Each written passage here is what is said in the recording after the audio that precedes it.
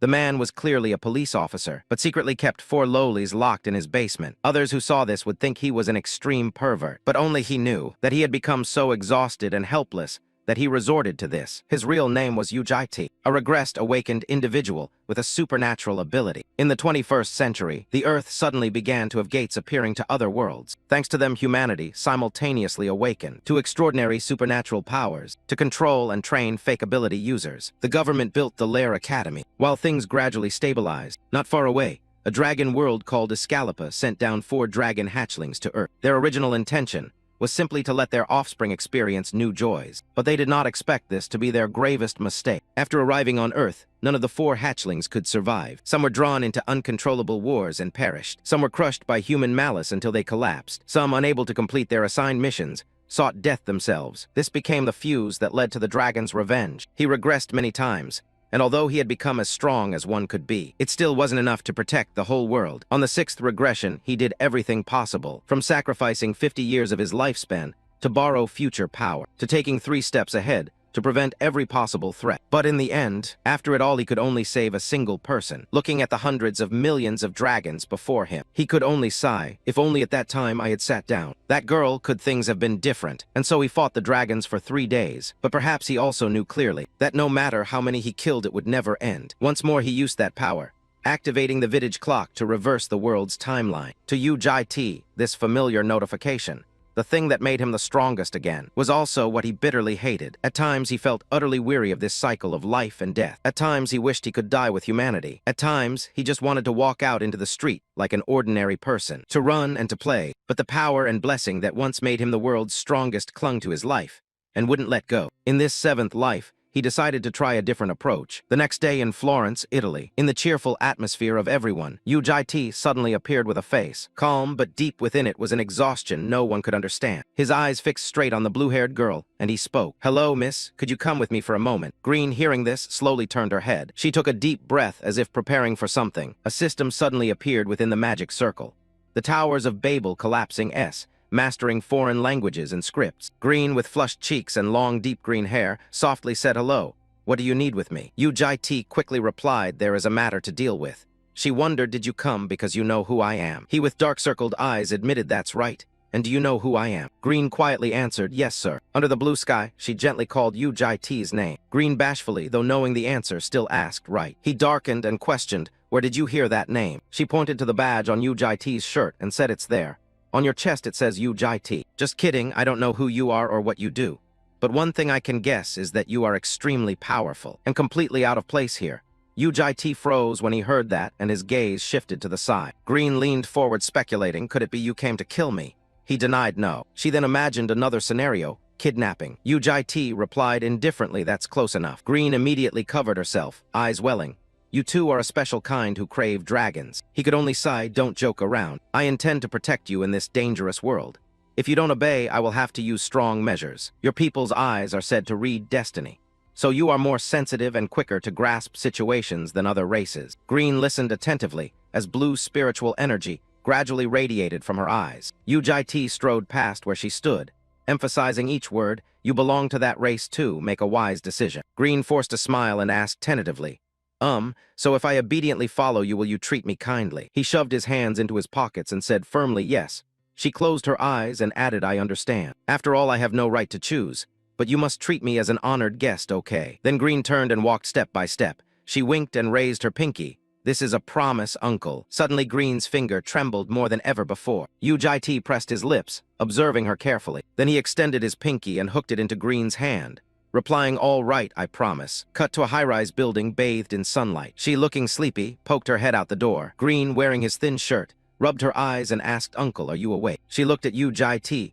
sitting in front of a shadow, and called Uncle. He was then ordering the Great Lord's Shadow SS to summon a doppelganger that could exert 50% of the original's power. "It's nothing. Just go and do as I said." Then it transformed into Ujiti, and immediately obeyed. "Yes, I will obey, my lord." The original slowly stepped right in front of Green. She stared and said hello, thinking inwardly how identical they were. Ujiti suddenly spoke, "Don't mind it. It's a doppelganger, let it do the work." Green startled and turned, "Oh, uncle, did you sleep well? But it seems you don't do tasks yourself, do you?" He sat reading the paper and casually said, "A doppelganger is also one of my abilities. so consider it as me doing it. Besides, I have to stay by your side. She forced a smile. All right, then I'll make breakfast. Ujit mumbled the words breakfast. Green activated her body and replied, of course you should eat. You skipped dinner last night too. He waved it off. I don't need it. She pressed her face into the pillow and whispered, but it's awkward if the host doesn't eat, and I eat alone. Ujit glanced and teased, are you always so food-minded? Dragons can live without eating. Green kicked happily and explained it's not about survival. Eating well makes you happy and lifts your mood. He asked dryly, is that so? She stood up and pleaded, no, uncle, you must go grocery shopping with me. Ujit still refused, I don't need to. Green turned her face, voice firm, let me show you the power of breakfast. Cut to the nearby S-Mart supermarket. People bustled back and forth in front of the supermarket hall. Everyone looked in one direction and whispered, look, Mom, is that woman a celebrity? The man she's with is good-looking too. Don't get too close or you'll get splattered. It's a pain. It turned out to be Ujit shopping with Green. He raised the shopping bag and asked, isn't this too much just for breakfast? She raised a finger and said earlier the kitchen had no ingredients or utensils. We'll need them later, so basic supplies are necessary. Come on, let's go home. I'll make breakfast quickly. Ujit sighed and objected, don't leave food at home. Eat out. Green surprised, huh, really? He closed his eyes and said, I have somewhere to stop by. You must come along, and besides, breakfast time has long passed. Seeing that, Green lowered her head and softly said, sorry. It's been a long time since I've been shopping, so I'm just excited. But is there somewhere we must go? Ujit, arms full, walked ahead and explained living here requires a few things. Her head filled with question marks at his next words. No need to rush. There's a lot to do. Cut to an old one-eyed man grinning with a toothy smile. Is this girl the director's lover? Ujit's face darkened as he threatened, if you don't want to lose your remaining eye, shut up and work. The man huffed and then processed Green's information. After that, the two went out to collect their card. Soon a pile of jewelry appeared before them. The two happily pointed at the system board and discussed. After a while, Green held the ID in her hand and exclaimed, oh, I have an identity card too. It's magical. He was surprised, never had one before. She continued, it's not just an ID. There's an account and even hologram positioning.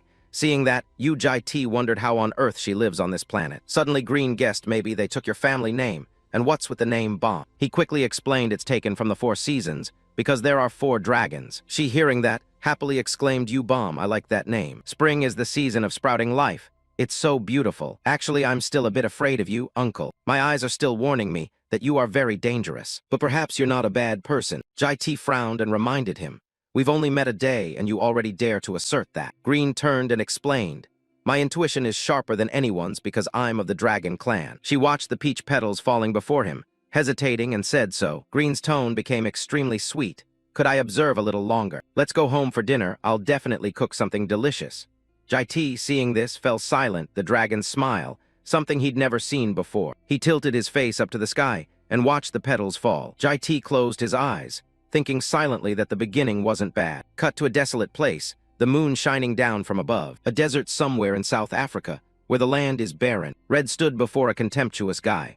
What's this? All that posturing earlier for only this. He gritted his teeth and coughed a few times. Seconds later, that man shouted as the girl's boot heel hit him. You crazy? How dare you touch us and think you'll be safe? Red unhesitatingly stepped on his head and declared, yeah, your face is ugly, so I stepped a bit hard.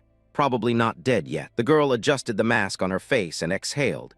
So that's 199 fights, 199 wins. Red pulled it off, revealing a sly face as he murmured, who's next? At this time, news outlets were continuously reporting rising violence in South Africa.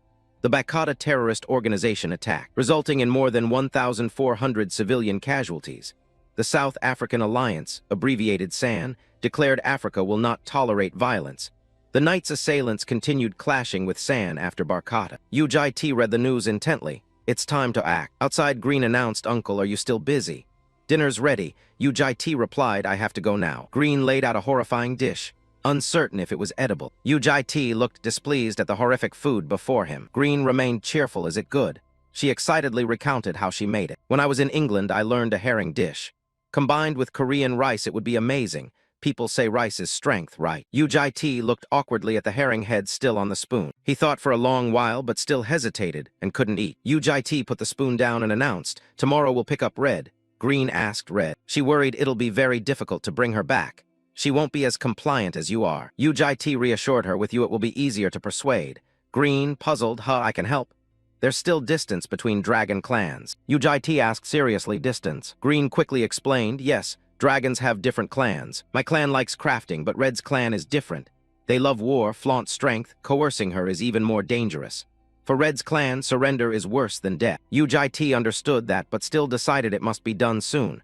To fetch Red. Someone is targeting the girl. If we don't, Red will die. He looked straight into Green's eyes. So if you come along, things will go smoothly. He realized Green was staring at him. Why are you looking at me like that? Green smiled. It's just that asking me for help like this is too much.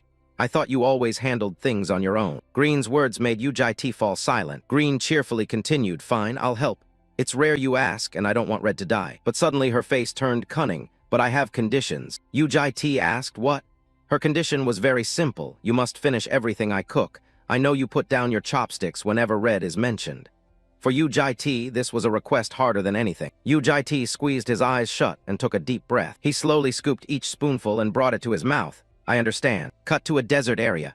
Corpses in military uniforms lay strewn across the ground. Red was gripping a soldier by the collar, lifting him high, surrounded by rows of dead bodies. An old soldier was thrown hard to the ground. He coughed painfully, a hum. Red mocked, what weaklings. She turned her back angrily and walked off. I don't want to win like this. Africa has no rivals left. Where to next? Green is in Africa. Let's drop by and visit. Behind a wall, 2 soldiers lay in ambush. One held a knife, trembling, damn. He panicked. The elite San unit was destroyed by a little girl. The other, holding a gun, warned, don't underestimate her. She's a berserker monster. The other worried, we don't have the strength. We must wait for his arrival. Before he finished, Red suddenly appeared behind them, swinging the sword in her hand. What's all that whispering in the dark about? The gunman spun around in panic, groaned, what? She didn't give them time to react, planning to charge. Too late. Suddenly streaks of light flashed from afar, catching Red's attention. A beam of light struck toward Red. She quickly parried it. This time Red no longer looked composed. She struggled to think, this mana is too heavy. Red tightened her grip on the sword and inhaled. She unleashed a slash that severed the mana entirely. The 2 soldiers on the other side were stunned. She cut through the mana too, a monster. A mysterious-looking man approached. Is that the Night Striker girl? The 2 soldiers turned and said, Lord Javier. The newcomer was Javier Karma, Sans number 8. He ordered, fall back. On the other side, Red still asked confidently, startled yet. She relaxed her arm after blocking the strike. Was that heavy? Red flashed a mischievous smile. Are you the commander? Haha. Javier marveled, heard she was female but younger than expected. Red stepped forward, tossing aside her now broken sword. Hey, you like me too? That's why I wear a mask. She kept talking to herself. You all were so busy admiring my unrivaled beauty you couldn't fight. Javier scowled. You've seen the power gap and still refused to surrender. Red sneered, what? Running away is humiliating. Red gathered strength in her hands. Of course she would not accept surrender. She'd rather die fighting. Red charged confidently and found an opening. She punched Javier hard. He merely raised his sword to block gently. Then Red launched a flurry of strikes at him. She was still very confident. Watch this. Red intended to finish Javier with a vicious blow to the groin. The strike was executed, but Red froze. Her fist reached his groin but didn't move. Javier said calmly, it seems you've never fought someone stronger. All your previous fights were child's play. He leaned close to Red's face, a bit of wasted talent. As he spoke, he swung his enormous sword. But I'm not a match for your games. Javier lunged. His sword slashed across Red's body. She tried to dodge in panic. Whoa, a vast flow of mana flooded into the blade, the swords. Javier's eyes flashed. He intended to deliver a finishing blow, powering up. Red could only defend. She couldn't avoid death in time. A massive streak of light cut into Red, so fast it couldn't be tracked. The strike sent her flying. Her body smashed against the wall, Red in pain, a hum. Seeing the blow hadn't finished Red, Javier praised quietly. In an instant, she strengthened her arm to block. Definitely not an ordinary child. Increased the power. Javier looked toward where Red had been thrown. She had disappeared. When Javier advanced, where did she vanish to? Behind the wall, Red was being silenced by Green with a hand over her mouth. She was astonished. How are you here? Green cheerfully replied, I heard you were in danger, so I came to save you. While Green treated Red's wounds, Red grumbled, suddenly appearing and claiming to save me. Green calmly said, if you continue, you'll die. Red stubbornly shrugged Green's hand off. Look, Green, other things fine, but don't interfere in my fights. Live or die is my business. I'll fight to the end. Green still gently said, Red, if you die, our game ends. Red blinked, huh? She treated Red while saying, you wouldn't want to spoil the fun, right? Red agreed. I still want to stay on Earth. Hearing that, Green cheerfully proposed, cooperate, Red. How about we escape together? Seeing Green so sincere, Red was startled too. She curled her lip. He's strong. Wherever he runs, he'll be caught. Green wasn't alarmed. Let him handle it. Red asked about him. Green nodded affirmatively. Yes, I'm not alone. At that moment, Ujit, had somehow appeared behind Javier. Javier immediately noticed and turned, asking, "Who are you?" He sighed once, then looked up and answered briefly, "Protector." The scene shifted to a strange place, where a blonde girl was inhaling a scent. Oddly, it smelled like green, but wasn't. Jai T looked down at the girl below. Gold cheerfully asked, "Who are you, uncle?" The little girl wondered, "You're not a bad person, right?" On the battlefield, Yu Jai T was facing Javier. He questioned again, "Protector, that girl looks like she doesn't need anyone to protect her." From her hiding spot, Red peeked out to watch the battle. "Is that the guy you mentioned?" Green hurriedly pulled her back. "It's dangerous, come back quickly." Meanwhile, Yu Jai T made a proposal, explaining everything is complicated, but let's stop this here. Javier suspiciously asked, "Stop what?" He stepped forward, suddenly appearing and babbling, "What is this about? This matter can't be ignored. That brat crossed the line." Yu Jai T objected that she hadn't killed anyone yet. Javier, angry, said, "Don't mess with me." Yu Jai T didn't care. He continued, "The girl's not going to be here long. I'm serious, so can you let her go?" Javier slowly sheathed his sword. "You think I'll back down because of words like that?" He took an offensive stance. "This area is under San's control." Javier growled, "I'm a San investigator. I'll arrest both the girl and you, the one who calls himself her protector." He swung his sword and a massive mana burst released, lighting up the air. The energy destroyed everything in its path. The surrounding rock shattered. Javier finished his attack and stood proudly in place. Javier turned away with contempt. "If you're with that monster, then you should be able to take this hit." Unexpectedly, Yu Jai T still appeared, not a scratch on him. A mysterious energy enveloped him, infuriating. He was annoyed. "Rumor says he's an S-rank 8 but stubborn, huh?" Javier turned back. "When did he circle behind us?" He tried to use his sword skill again, but before he finished, the arm and sword were severed. The strike came so fast Javier couldn't even register that an arm had been cut off. Yu Jai T descended from the air. He swept past Javier, who was slumped on the ground, and said, "Listen up. Today will be the worst day of your life." Yu Jai T's eyes were furious. Each word struck into his head. "You unfortunately encountered an unexpected monster while pursuing that girl." He leaned close and whispered, "And you couldn't handle its attacks, resulting in the loss of both hands and your sight. In the end, you let both targets slip away." Yu Jai T placed the sword at Javier's eye level and continued to threaten. "Finally, you'll forget all of this." His hands gripped Javier's head. Javier begged in fear, "Wait." Not making him wait, the sword decisively slashed.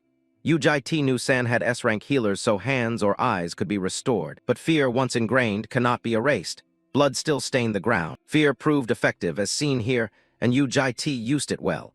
He didn't finish Javier off, but left him alive after blinding him. He turned back, and the young dragon called the Night Hunter was not immune to this either. Red witnessed everything, her body frozen as she stammered, "Hey, Green, what exactly is that thing?" Green corrected her, "He's not a monster, he's human."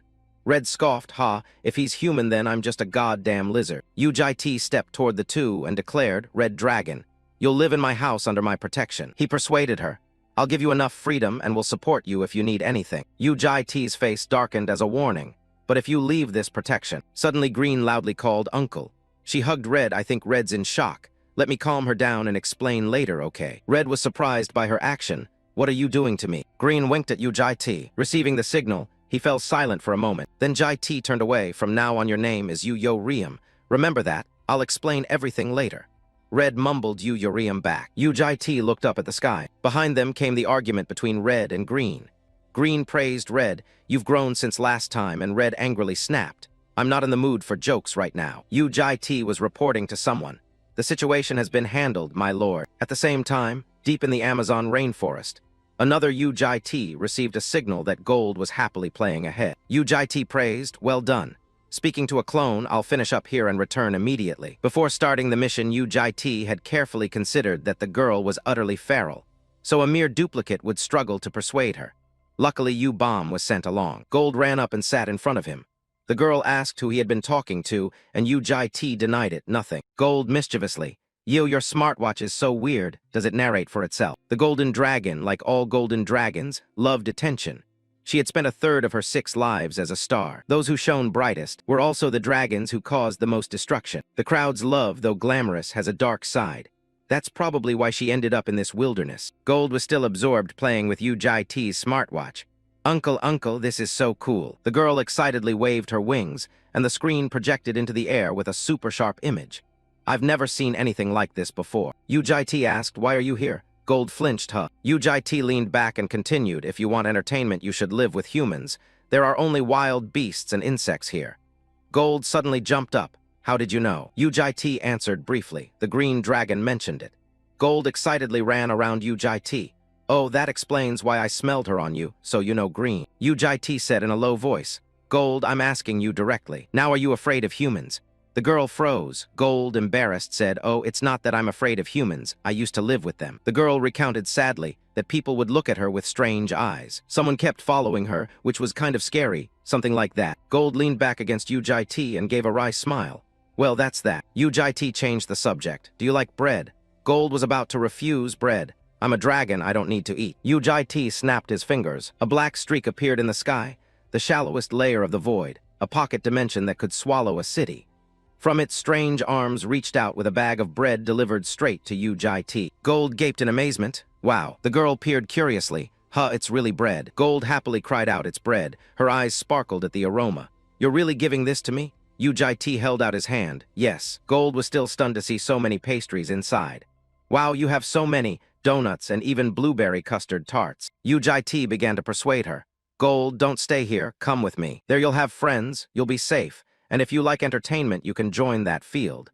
Gold was munching bread while listening to Jai-T speak. The girl licked her lips, still cautious. But her mother told her never to follow strangers. Jai-T delivered his final move. I'll buy you pastries. At that one line, Gold seemed to have found the light of truth in her life. A morning came again to the city where Jai-T lived. The building he resided in welcomed new members today. Red leaned against the railing, gazing at the peaceful scene outside, a cigarette between her lips.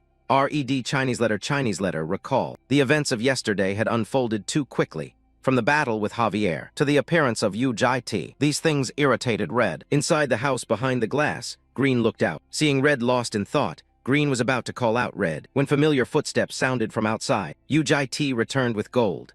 The girl held a bag of bread and looked around in awe. So you live here? Oh, and just to be clear, I'm absolutely not following you for the bread, Gold babbled on. That sausage roll was really good. Better than premium Escalopa sausage. As she spoke, she popped another pastry into her mouth. Suddenly Gold froze, startled and amazed. Satisfaction lit Gold's face. What is this macaron? Crispy outside, yet impossibly soft inside. This is the taste of heaven. Seeing Ujit return, Green was delighted. You're back. He replied, yeah. Gold, who had been eating, only then noticed Green and excitedly shouted, wow, Green. Green replied gently, long time no see, Gold. The girl launched herself into Green's arms. It's been so long, I missed you so much. Green carefully ruffled Gold's head. You look prettier than the last time I saw you, Gold. The two happily danced around the house. Gold took the chance to ask, when did you get here? Do you live here alone with him? Green cheerfully explained, I haven't been here long either. Red's over there. Will you go say hi later? A clone of Ujit appeared and bowed respectfully. My lord, you're home. Ujit praised, yes, you've worked hard. I'll call you back soon. Return to your post. The clone obeyed. Red walked in from outside. Ujit saw her too. She felt awkward, clicked her tongue, and avoided Ujit's gaze. Gold, like a child, was overjoyed to see Red and didn't notice the atmosphere around her. Flitting like a little bird, Gold hopped around Red, chirping nonstop. You okay? That smell, are you smoking again? Huh, the Red clan really loves unhealthy habits, huh? Red, annoyed, grabbed the girl's beak. Kiddo. Red snapped, you're provoking me. Stop babbling before I tear you apart, understood? Gold felt hurt. Red is violent. After a while, Ujit settled things down. The three sat in chairs opposite him, and he began to ask how old they were. They answered in turn. Green replied, I'm 20. Gold happily, I'm 10. When it came to Red, she refused to answer, so Ujit answered for her. Yo, Riam is 16. Gold flipped her hair proudly, showing off her plump form. Dragons mature faster than humans, so don't treat me like a child. Red stared at the girl, showing off huh. Gold wondered, earlier you called Red Yo Riam. Is that a nickname? Red raised an eyebrow. I don't know. Green quickly explained. That's the name he gave her. I'm Bomb. Gold remained curious. Huh, we haven't even had our coming-of-age rituals. How could he name you? Besides, he wouldn't pick something so simple. The girl continued chatting with Green.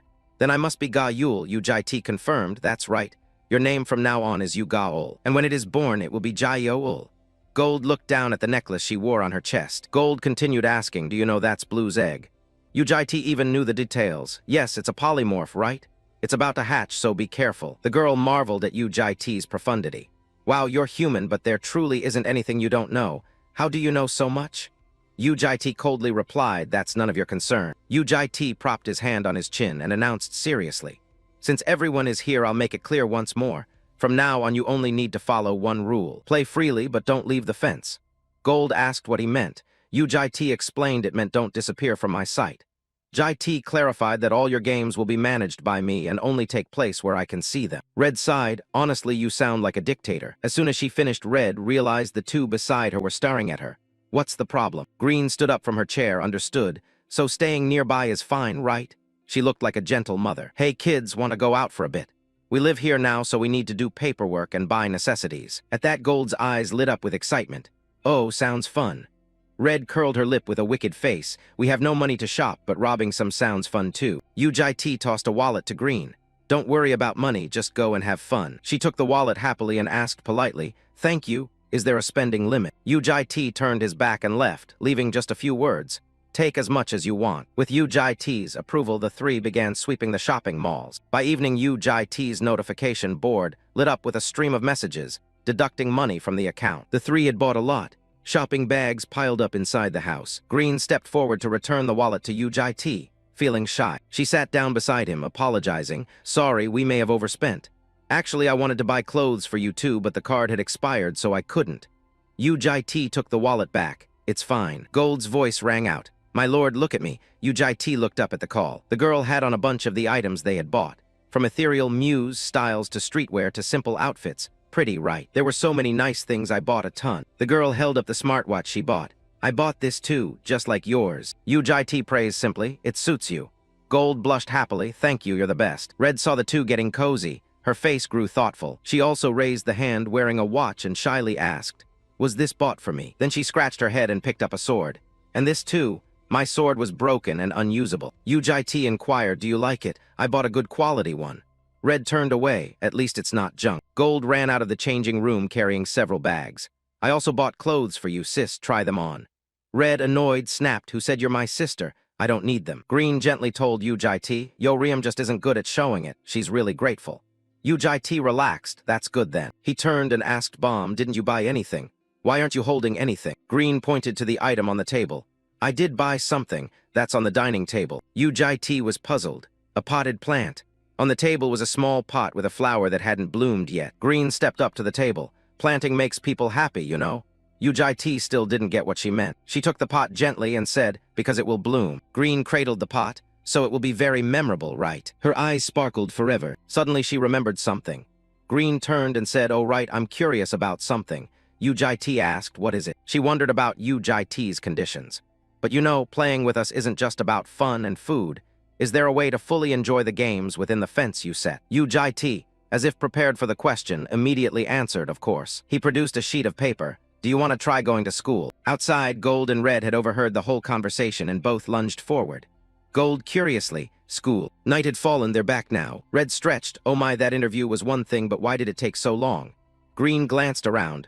He's not here. Gold suddenly said, hey sis, I just thought of something terrible. What if you two pass, but I'm the only one who fails? Would I be left alone and unable to enter the lair? Red snapped, this kid keeps saying unlucky things. Someone shove a bread roll into that pig's mouth. Gold sulked, so I'm going to fail because I'm a pig. Jai T entered from behind. Good job on the interview, everyone. Hearing that, Gold leapt into his arms and burst into tears. My lord, I probably failed. He comforted her, don't worry, you didn't fail. Green asked, where did you come back from? Jai T produced a paper bag, I just went to pack this. The girl next to him sniffed the aroma. It smells so good. What is it? He replied, something you like. Gold's eyes lit up. Bread or macaron? Jai T smiled mysteriously. It's even better than that. Tonight's dinner, he was honored to host a special guest. Please welcome the global pop star Baby Yellow. Hey everyone, thanks for inviting me to such a wonderful playground. The MC asked BY if she understood tonight's theme. Gold answered, of course. This is where she gets to taste delicious food. She's really looking forward to it. The MC introduced. Exactly. Tonight's show will feature top chefs preparing the guests' favorite dishes on the spot. What does Bai like best? Rumor has it you survive on morning dew alone. Is that true? Gold laughed. Oh, she's human too, who only eats dew to survive. Gold thought, let's see. My favorite dish is. An image of sauced fried chicken with cola appeared instantly. Gold craved the enticing aroma. This must be delicious. Red asked, hey, I heard this is your favorite dish. What's wrong? First time seeing it. The girl said happily. Yeah, it will be your favorite from now on. Red wondered, it's just fried chicken. What the fuss about? Green chimed in, won't you join them? Jai T declined. You guys go ahead and eat. She blushed shyly and pleaded, eat with us. On the balcony, the sky had darkened. The space was enveloped in stillness. Jai T stood there taking a call. Hello. On the other end, hello, they were calling from the lair administration office. "Are you Yu Jai-T, guardian of Yu-Bomb?" He answered, "Yes, that's right." They informed him, "Ah, there's a small issue regarding the recent interview." "What's the issue?" "Has the Guardian heard Yu-Bomb's story?" "You haven't heard. Yu-Bomb scored a perfect mark in the entrance interview. The judges unanimously praised him, so they want to propose Bomb as the valedictorian to deliver the oath at this year's entrance ceremony." Yu Jai-T asked if they had proposed it directly to Bomb. They replied, "Yes, the judges were so excited they asked the candidate right away. The problem is Bomb refused. This is a rare opportunity, so if the Guardian can persuade Bomb." Yu Jai-T refused, "Sorry, but I don't want to. If that's her decision, it's mine too." Anyway, he hung up. Just then Red came out from inside. So that call was about her. Yu Jai-T reminded her, "Call her Bomb." She retorted with concern, "What? The name Bomb gives me goosebumps." "Old man, are you still into playing pretend family?" He annoyedly asked, "What are you trying to say?" Red looked at the cigarette in her hand, pondering something. "Why did you bring them into the lair?" she asked again. Yu Jai-T stared into the distance. "To let you girls do as you please." Red bluntly said she wanted to fight. "Are there a lot of strong kids there?" "If they've gathered elite fighters from around the world, certainly. But they're still just kids," he laughed. "You're a kid too." Red furrowed her brow, her gaze sharpening. She decisively tossed the cigarette out onto the balcony. "Have a proper fight with me. I know you're strong, but I want to know exactly how strong. If you see me as a lower rank, then show me your true power." Yu Jai-T looked at Red with a solemn expression and said nothing. "Come on, go eat the chicken." Red snapped, "You're such a bore." He coldly said, "Fine." She got angrier. "Fine what? Get lost." Gold offered a piece of chicken. "Try a bite, sis." Red was boiling mad. "I told you I wouldn't eat. Go eat it yourself." But her hand still took the chicken, and she bit into it. Red's eyes widened in astonishment. She praised the chicken. "It's so tasty, truly wonderful." Lair is an educational academy built on a colossal floating island, Heitling, that flies around the world. It trains children who possess Gaho and Ni, special abilities. But students at Lair are mostly wealthy heirs, aristocrats, or those selected by elite academies. Public opinion criticizes that this place is only for the privileged. Gold exclaimed, "Wow, this really is a top school. I heard only rich kids or nobility get in." The girl gushed, "Is he secretly some wealthy heir? He didn't scold us for splurging." Green agreed, "It's hard to say. Looks like it from his appearance." She brightened up, "Anyway, we're lucky we all passed." Gold happily jumped. "Yeah, I thought I was the only one who failed. So happy. The uniforms are nice too." The girl paused. "But where are Yo Riem and Yu Jai-T?" Green stroked her chin thoughtfully. "Yo Riem went to take a practical exam at Than Long School. He went as her guardian." Gold blinked in puzzlement. "Guardian?" "At Lair, to monitor inexperienced potential students, adults from agencies or families accompany them as guardians." "That makes sense. If Yo Riem wasn't supervised, she'd be dangerous." "But does Yo Riem have to retake the exam?" Green replied, "I heard it's a practice match between reserve students." Gold excitedly, "Then we have to go watch." Green said casually, "Ask and they won't let us." Gold sadly, "Oh, why's that?" Green forced a smile, hesitating slightly, "Because if we all go, it'll cause a ruckus." Suddenly someone spoke up, "Is that a new student this year? Which family are they from?" "At Than Long School. The students are engaged in fierce competition." The crowd erupted with loud, excited cheers. Jai-T sat quietly amid the noisy crowd. "What if they get hit?" "Do exactly what you've been taught, just follow through." Wai Yuan curled his lip in a grim smile. "Haha, parents, I understand your feelings. Please stay calm. If you act like that, the reserve students will only get more nervous." Among the spectators, someone asked, "Are you?" "Ah, belated introduction. I am the homeroom professor of Than Long." Wai Yuan, pleased to collaborate. The audience chorused, "Yes, we look forward to your help." The crowd buzzed. "Wow, he's so handsome and refined, and his personality seems good too." Someone objected, "Personality good. He's skilled, wealthy, and moreover, he's a war hero." He fell silent and glanced around. Contestant number 124 and number 7, enter. After the announcement, Red clenched the wooden sword tightly. She walked in with a bored, disdainful air, slowly advancing, so utterly fed up. The opponent frowned at her, eyes full of suspicion. Red scowled and grimaced. "I'll run away from home, you'll see." The two stood motionless, facing each other on the arena floor. Below the stands, people kept gossiping. "Hey, who do you bet will win, Sofia Vorkova or the red-haired kid?" A friend beside them winked and quickly judged. "They're both talented, but I prefer the redhead." The guy next to him snapped. "I asked who you think will win." He smiled faintly, raised an eyebrow, glanced over, and said quietly, "Of course, Sophia." People looked up at Sophia's cold, indifferent demeanor in the stands in awe. She used to be a member of RIL before entering the academy. Speaking of RIL, it's Russia's monster-hunting special forces, famed for their exploits in the Great War. They were especially notorious for a training program so brutal it was like torture. At that moment outside the barrier, Mikhaler, with a fierce face, stared at the stands and shouted loudly, "Everyone has high expectations for that one, Sophia." He clung to the railing, wildly cheering. You can do it, you'll definitely win. A security team hurriedly appeared behind Mikhaler and warned Mr. Mikhaler, guardians are not permitted to be here. Sophia heard the commotion outside the arena and was momentarily speechless. Suddenly a clear, taunting voice pulled her back to the moment. Your dad worries about you too much, Yoriam said arrogantly and confidently, sword in hand, mocking Sophia. It's not too late to retreat back to your daddy. The kid, clinging to his father's coat, said, No, you're a girl, so you're the one clinging to your dad, right? Sophia paid no mind to Yoriam's taunt and calmly retorted in a way that surprised her. You should shut up. Sophia's face darkened, her eyes blazing threateningly at Yoriam. Do you want to die for real? Seeing her expression take the challenge, Yoriam grew excited and said, Fine, if you're so eager, then come on and try. The two friends seated below felt a chill at the sight of the two girls, creepy, truly real people. He widened his eyes in horror, but the red-haired kid wasn't to be underestimated either. Jai T sat beside them, seriously observing the match. An announcement sounded.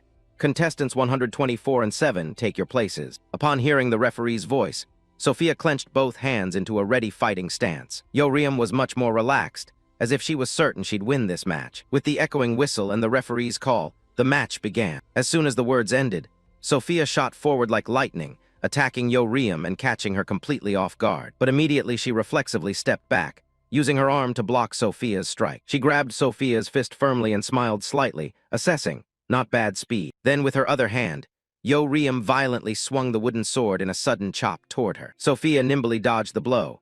At the same time, she spun and delivered a strong kick to Yoriam's temple, surprising her. Yoriam couldn't avoid that attack in time, and could only use her arm to absorb it and lean backward. As she leaned back to evade, Sophia's strike quickly followed. Yoriam screamed in horror, my shirt. Yoriam stumbled backward, furious, shouting at her.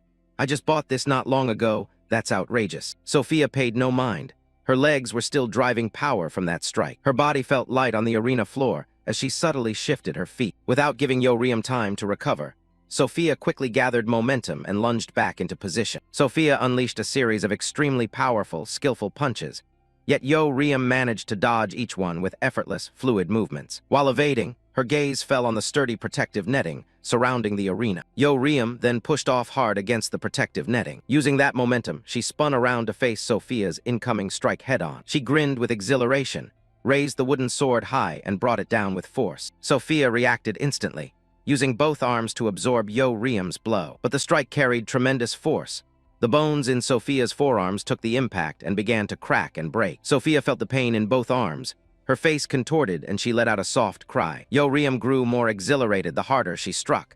Seeing Sophia endure the pain pulled her deeper into the fight. Both stood motionless on the arena for a moment, rendering the space silent. Then Yoriam seemed to teleport and instantly appeared behind Sophia. To Sophia's astonishment, Yoriam taunted in a jeering tone. Hey, yellow-banged kid. Her face showed pure excitement.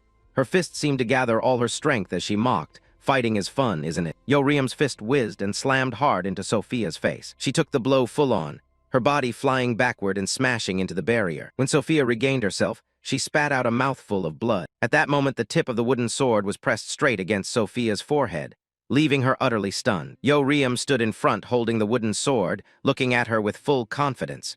With the announcement sounding, it's over. Contestant 124 wins. As soon as the referee's announcement ended, Yoriam covered her mouth and laughed mockingly. You were all show earlier and now you're a pile of trash. Sophia sat dazed and furious at the result, staring wide-eyed as Yoriam walked away. Yoriam turned and left, muttering non-stop, what global elite, just a bunch of garbage. Mikhaler and the medics rushed over to Sophia. The two friends below couldn't help but be horrified. Sophia lost miserably, but the match seemed evenly matched at first. The friend beside him, hearing that, couldn't believe it and thought silently. Evenly matched my foot.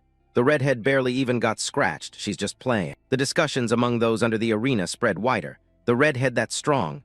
I think Sophia was always trash. Sophia sat motionless on the arena floor receiving treatment as she heard the chatter. She was only a backup member of Rill for show. Weak skills but pretty, so she wears the emblem. Sophia clenched her teeth, lowering her face under the criticism and ridicule of those around her. A medic informed Mikhaler of her condition. We've given first aid, she'll be fine. Both arms are fractured. Her limp hands suddenly clenched tightly in sheer unwillingness. Sophia's voice rang out, trembling with anger. It's not over, you'll be fine. Mikhaler saw her like this and couldn't help but smile softly. He stepped closer and gently reassured her. Sophia, you did your best. It's a pity you weren't strong enough to defeat that opponent. His voice remained gentle and steady, I'm not disappointed. Meeting an opponent like that is a blessing. But Mikhaler didn't notice Sophia's expression shifting. She stared at the dagger at his side with a terrifying look. Mikhaler continued soothing her softly. Failure will forge you into a stronger person. He kept his eyes closed as he lectured. I'll report to the superiors. At that moment, a medic's puzzled voice called out, Guardian, where's the contestant? Both were utterly surprised by Sophia's action. She grabbed the dagger, furious and muttering that she hadn't given up, only lost momentum. The dagger in her hand suddenly flashed, emitting a light that spread around. Her voice rang out, startling Yoriam as well. It's not over. Where do you think you're running off to? As she turned back, a sharp pain stabbed Yoriam's back.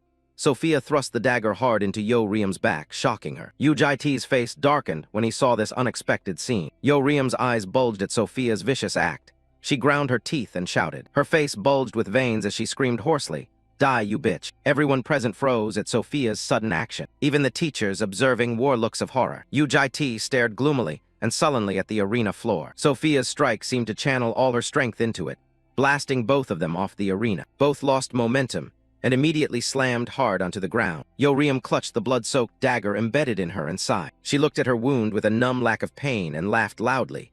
So you wanted to fight, huh? But then she suddenly flinched and looked toward Sophia. She went mad and lunged straight at Yoriam, wildly attacking. Yoriam nimbly dodged Sophia's strike, causing her to skid to one side. Immediately after, she grabbed a handful of her hair and pulled it back. Sophia cried out, eyes wide, in pain from having her hair yanked. Yoriam didn't give her a chance to recover and punched hard. You're as good as dead. Her fist struck Sophia squarely in the face. Yoriam kept landing blows on Sophia until she was spattered with blood. Everyone who saw this screamed in horror. Won't anyone stop her? With one final blow, Yoriam struck so hard that Sophia was flung toward the rows of seats behind them, shocking everyone. Sophia's face swelled from the beating, and she lost consciousness. Yoriam drew the dagger from her and stepped closer to her. It's not over yet. Her eyes turned red and savage as she advanced. I'll give you back exactly what you did to me. Suddenly an arm shot out and seized the wrist holding the dagger. Mikhaler, face fierce, gripped her hand and shouted, That's enough. Stop this at once. Yoriam, restrained by him, grew furious. Let go of me. Seeing the chaos, Wei Yuan immediately shouted orders. Mages, form a combat space now. Pause the interviews. The mages heard him and instantly joined together to create the combat space. Everyone divided into zones and combined their efforts to shape the space around the two. A circle of runes appeared around Mikhaler and Yoriam. The combat space engaged. He threw the dagger forcefully to the floor and shouted, Why did you target my daughter like that? Yoriam stood her ground unafraid and argued back at Mikhaler, saying the other girl provoked her first. He snapped, So you plan to kill Sophia. Hearing his hysterical tone, she flew into a rage. Should I have just stood there and let her beat me? Mikhaler grew angrier, saying with your skill you only needed to subdue her lightly. Yoriam looked extremely angry, her voice rising. What nonsense is that? Go take care of your daughter. Wei Yuan stepped in calmly with a conciliatory tone. Everyone, calm down. The atmosphere is getting too tense. He smiled faintly and comforted Yoriam. Besides, for student Yoriam, our teacher has already gone to find your guardian. Please behave and get your wounds treated first. On hearing that, she spun toward him, still fuming, and snapped. Behave? I'm still furious. Wei Yuan, unfazed by her attitude, soothed gently. I understand how Yoriam feels, but we can't let the situation worsen. Yoriam heard that and looked somewhat bewildered and puzzled. Seeing her calm, Wei Yuan stepped closer to explain. If you keep causing trouble, I won't be able to protect a student like you. Your entire clan could be implicated. Then he leaned in and quietly reminded her. The Yu clan, right? It's not just you, Yoriam. His words made her recall the bright faces of gold and green. Yoriam's expression fell, filled with resignation and fear. If others will be affected because of her, she won't be at ease, right? Wei Yuan had hit her weak spot. He smiled faintly with satisfaction. So wait for the guardian to arrive. Suddenly, a low voice sounded beside them. No need to look any further. Ujiti stepped in and introduced himself, surprising him. I am Ujiti, the guardian of that kid. His face was tired and cold as he warned, Don't force an injured student. Come talk to me. Both of them were stunned by his unexpected arrival. Seeing Ujiti made Yoriam even more withdrawn. She pressed her lips tightly and stayed silent. Outside, the large building stood in the center of the campus. Wei Yuan slowly brought tea to introduce to Mikhaler and Ujiti. This is a famous Taiwanese oolong. I wonder if it suits your taste. He smiled gently, trying to reconcile the two. They say tea calms the spirit. Wei Yuan watched Ujiti carefully and cautiously. Ujiti from the Yu clan? Judging by how easily he disrupted the combat space, he must be a high-tier Vane core. He pondered Ujiti's cold, distant expression. I've never heard of this clan. This needs investigation. Wei Yuan had sat silently between them from the start. When he took a seat, his tone was a bit awkward. I don't know where to begin. His opening words aimed to soothe both sides. First, I'm sorry about what happened to both of you. Mikhaler still looked angry and glared seriously, while Yu Jai-Ti stared at him coldly and impassively. He recalled Sophia's swollen face and breathed a sigh of relief. Fortunately, neither was seriously injured, and he heard Yo Riem has been discharged. Wei Yuan lifted his cup toward them in a conciliatory gesture and explained, "So there's no need to escalate. We're going to meet often at Qinglong Institute. Let's end this peacefully here. If you agree, I'll handle the rest." Mikhaler's expression was extremely serious, but somewhat softened. He sighed, lowering his gaze before speaking. "The cause came from my daughter first, so I apologize. I am Mikhaler, Sophia's guardian." He apologized sincerely and kept explaining that Sophia was still young and immature, and in this matter she let emotion override reason. Before Mikhaler finished, Yu Jai-Ti cut him off. "I do not accept a guardian's apology." Hearing that, Mikhaler immediately erupted and stood up, but Yu Jai-Ti remained unfazed and continued. "What meaning do apologies from others have?" He didn't understand Yu Jai-Ti's implication and couldn't help issuing a threat.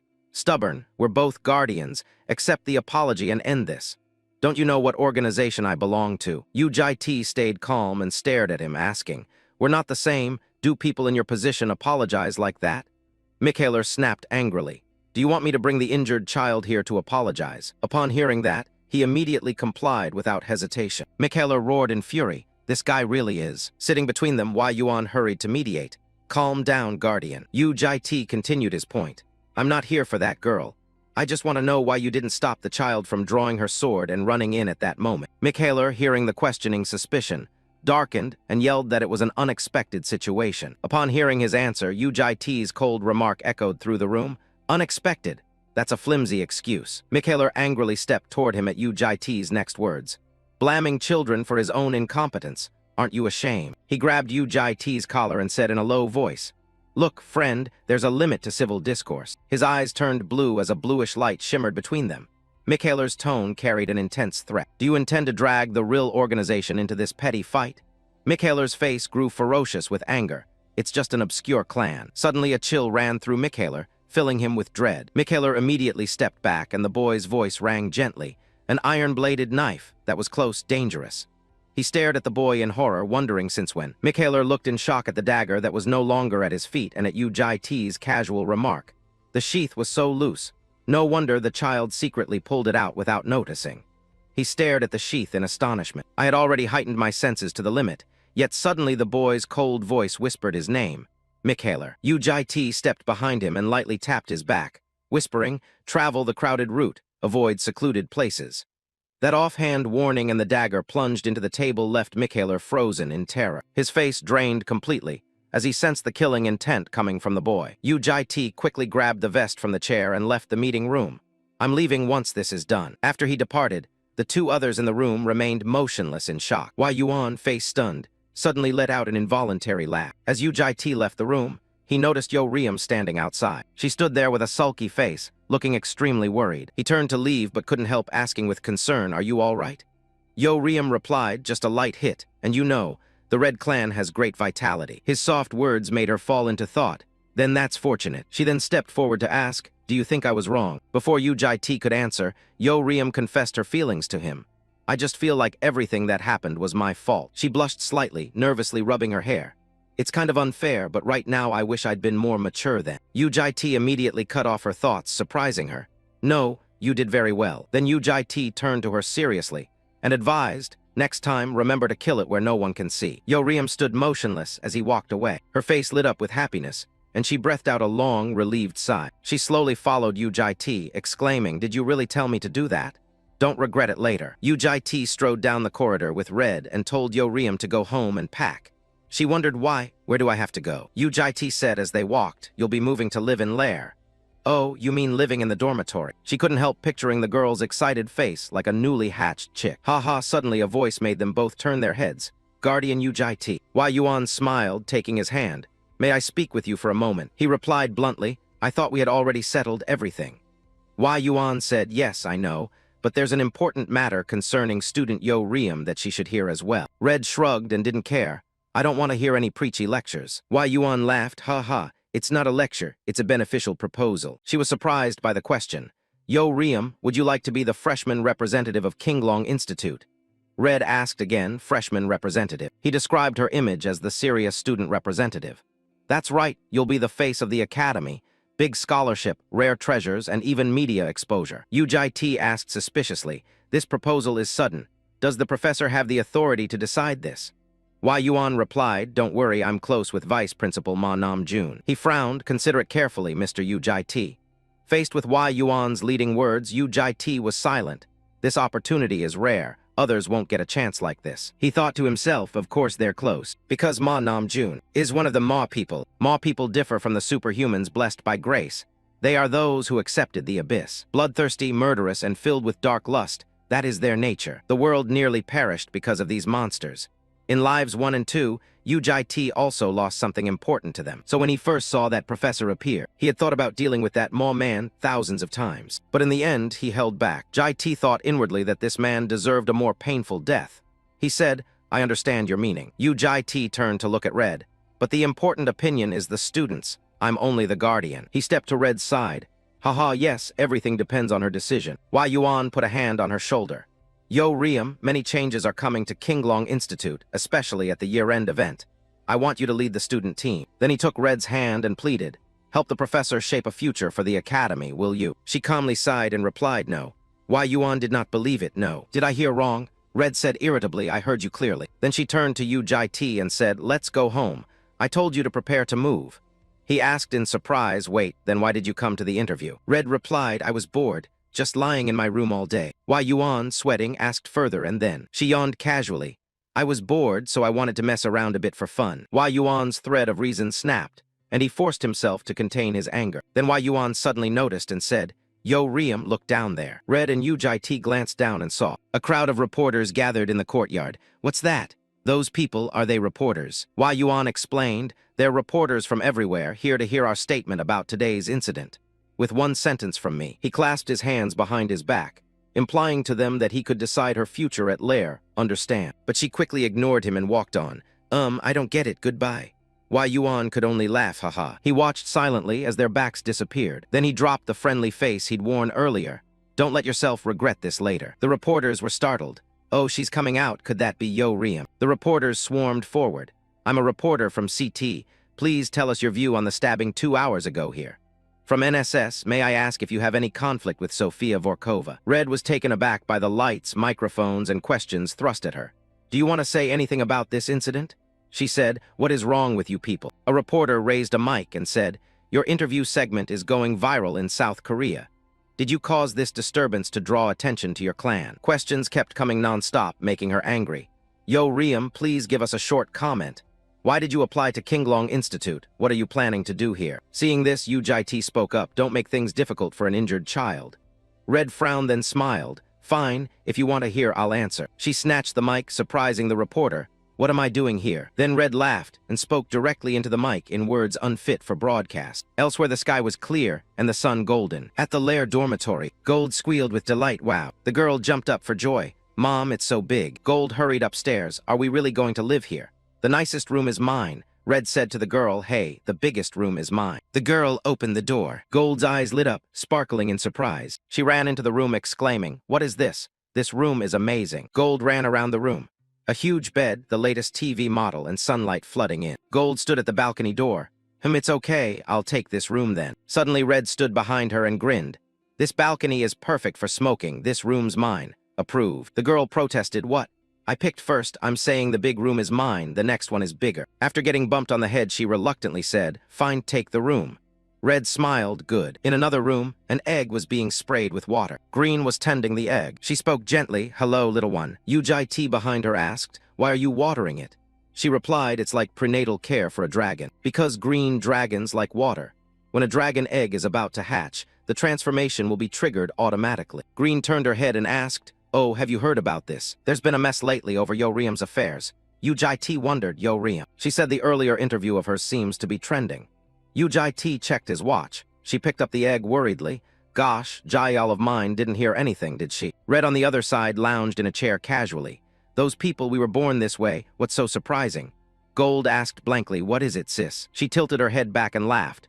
Oh, you want to know? The girl answered, yes, do you know, sis? Red's face was sinister. Of course I know. Oh, darling, I must give you sex education. The girl was frightened. I don't need it. My mother says girls don't need to know too much. Red stuck out her tongue teasingly. You don't have the right to refuse, darling. She went to where Gold was covering her ears. I mean, I'll teach you about it. Wait, I said I don't want to hear it. Red grabbed the girl's hands tightly, making Gold scream, okay, okay. I'll listen, I'll listen. A frantic scream rang out, help me, sir, leaving Ujit speechless, while Green quickly covered the female egg's ears. The sky was blue. Birds chirped merrily on the branches. Red was lying asleep on the large bed. Sunlight shone across her beautiful face. Suddenly, someone was rushing up the stairs. Gold opened the door and shouted, Sis, wake up, something big is happening, which groggily roused Red. Huh. She propped herself up. This early, what's going on? I'm exhausted from staying up all night. The girl said, stayed up all night, huh? You were up late watching weird stuff again, weren't you? Red laughed, yeah, watching adult films. Gold said, HMPH, I knew it. Then the two of them went downstairs together. Anyway, now's not the time to talk about that. She yawned. It's nothing important or I'll carve you up. Red, pay attention, what's up? She looked at the three people. Ujit asked, what's going on that you all gathered this early? Green called Yoriam, right? The egg on the pillow wiggled. It seems Jayo-ul is about to be born. Then the shell cracked open. They all focused on the egg, the birth of a little life. The last time Ujit witnessed the birth of a creature, it wasn't a very beautiful image. A weak person reaching out, please. She begged, please save my child, Juhi said. It's too late, Captain. She wailed, my child has stopped breathing. Juhi said, it seems it died right after birth. Ujit looked at the baby. It was due to the poor conditions. The war had destroyed the hospital. You listened in silence. If there had been a proper medical facility nearby, that memory wouldn't have been so unpleasant, Ujit thought. I thought I'd never remember that day again, so why is it coming back now? Red noticed, oh, the egg hatched, a tiny arm appeared, and wings appeared as well. She spoke as the image of a baby dragon emerging from the egg appeared. Oh, it's peeking its head out. Green gently. Congratulations on your birth. Gold watched with delight. The little green dragon broke the egg, Jayo-ul. The dragon was carefully wiped down. Ujit saw and asked, you're pretty good with newborns. Where did you learn? Green replied, my mother used to do this for me. I should have licked it too, but never mind. She asked, would you like to hold it? He answered no. Gold excitedly, hey, I want to hold it, I want to hold it. Green handed Jayo-ul to the girl. Its skin is delicate, so be gentle. Gold nodded, okay. Then the girl cradled it lovingly. Wow, it's so healing. Gold suddenly had an idea. The girl smiled, sis. You actually wanted to hold it too, right? Red denied. What, no way. If you want to hold it, then hold it yourself. Then the girl handed it to Red. Hold it once, come on, hurry up, sis. She was startled. Hey, are you crazy? What are you doing all of a sudden? Green laughed gently now. Jayo-ul yawned. Red's heart was stolen. Gold smiled. Now you see why you should try holding it. Red admitted, well, it's cute. Then Red asked Ujit, hey, we've all held it already. Why don't you try? Gold added, that's right. You'd be sad not to hold Jayo-ul. Red laughed, haha, planning to act all noble by yourself, huh. She teased, then I'll throw it. Catch it yourself. If it gets knocked, you'll not blame me. Gold startled. Are you really going to throw it? Red grinned. I came into this house with only one goal. Do you know what it is? Then she braced to throw Jayo-ul. It's that I want to see that rock panic. The girl panicked. Sis, you've really lost it. Before she could throw it, he took Jayo-ul from her hands. Gold murmured, you caught that perfectly. Red pouted, how boring, the girl said. You really aren't normal at all. Green asked, since you've already picked him up, could you try petting him? Ujit hesitated for a moment, then reached out and touched him. He lightly touched Jayo-ul's forehead like this, right? Gold captured the rare moment. What are you doing? The girl replied, hee, such a rare sight. Moments like this should be saved as photos, right? Green lifted the flower and said, so let's take a commemorative photo of Jayo-ul's birth. Gold asked, sure, but what's that flower for? Green smiled, it's a photo prop that makes the two of you red and gold. Curious. The flower was pinned to Ujit's hair, and one was pinned to Jayo-ul as well. He was holding the girl in his arms. Red said the expression over there doesn't look great. Green covered her mouth and laughed. What do you think, is it okay? Gold checked the photo while you both look perfect. He grew impatient. Hurry up and take it quickly. Green pulled, Red puckered, but do I really have to stand in? I'm so embarrassed. Take it, Yoriam. Gold said okay, get ready 1, 2. A group photo of everyone was taken. Jayo-ul was drinking milk. Come on, Jayo-ul, are you ready? Ujit asked what he was doing. Green stroked the girl's head. Since the term hasn't started and we're free, I want to teach polymorph through transfer magic. Transfer magic is a spell that transmits knowledge to another person. By channeling mana into the recipient, the receiver can usually learn without having to pay any cost. But the giver bears the risk of draining life force. Is that okay? He said as Green held Jayo-ul up. If he's in dragon form, it will be hard for him to go outside. She recounted that Yoriam, and Ga-Yul all learned polymorph in human form. But Jayo-ul hasn't learned anything yet. Jayo-ul waved his hand. Because we grow quickly, I want him to have a fun experience before he grows up. Yu-Jai-T sat down in a chair. If you need my help, just say so, she sighed. What, you don't know anything about magic, do you? Green said, then I have a request. She continued, during the transfer, could you stay by our side? He replied, I know. Green glanced and said, why are you sitting so far away? You look indifferent. She patted the spot beside her. Come closer, don't be shy. Yu-Jai-T responded, it's not necessary to go that far. Green propped his chin, of course. If I get tired and drop Jayo-ul, having you close would catch him. Then Green complained.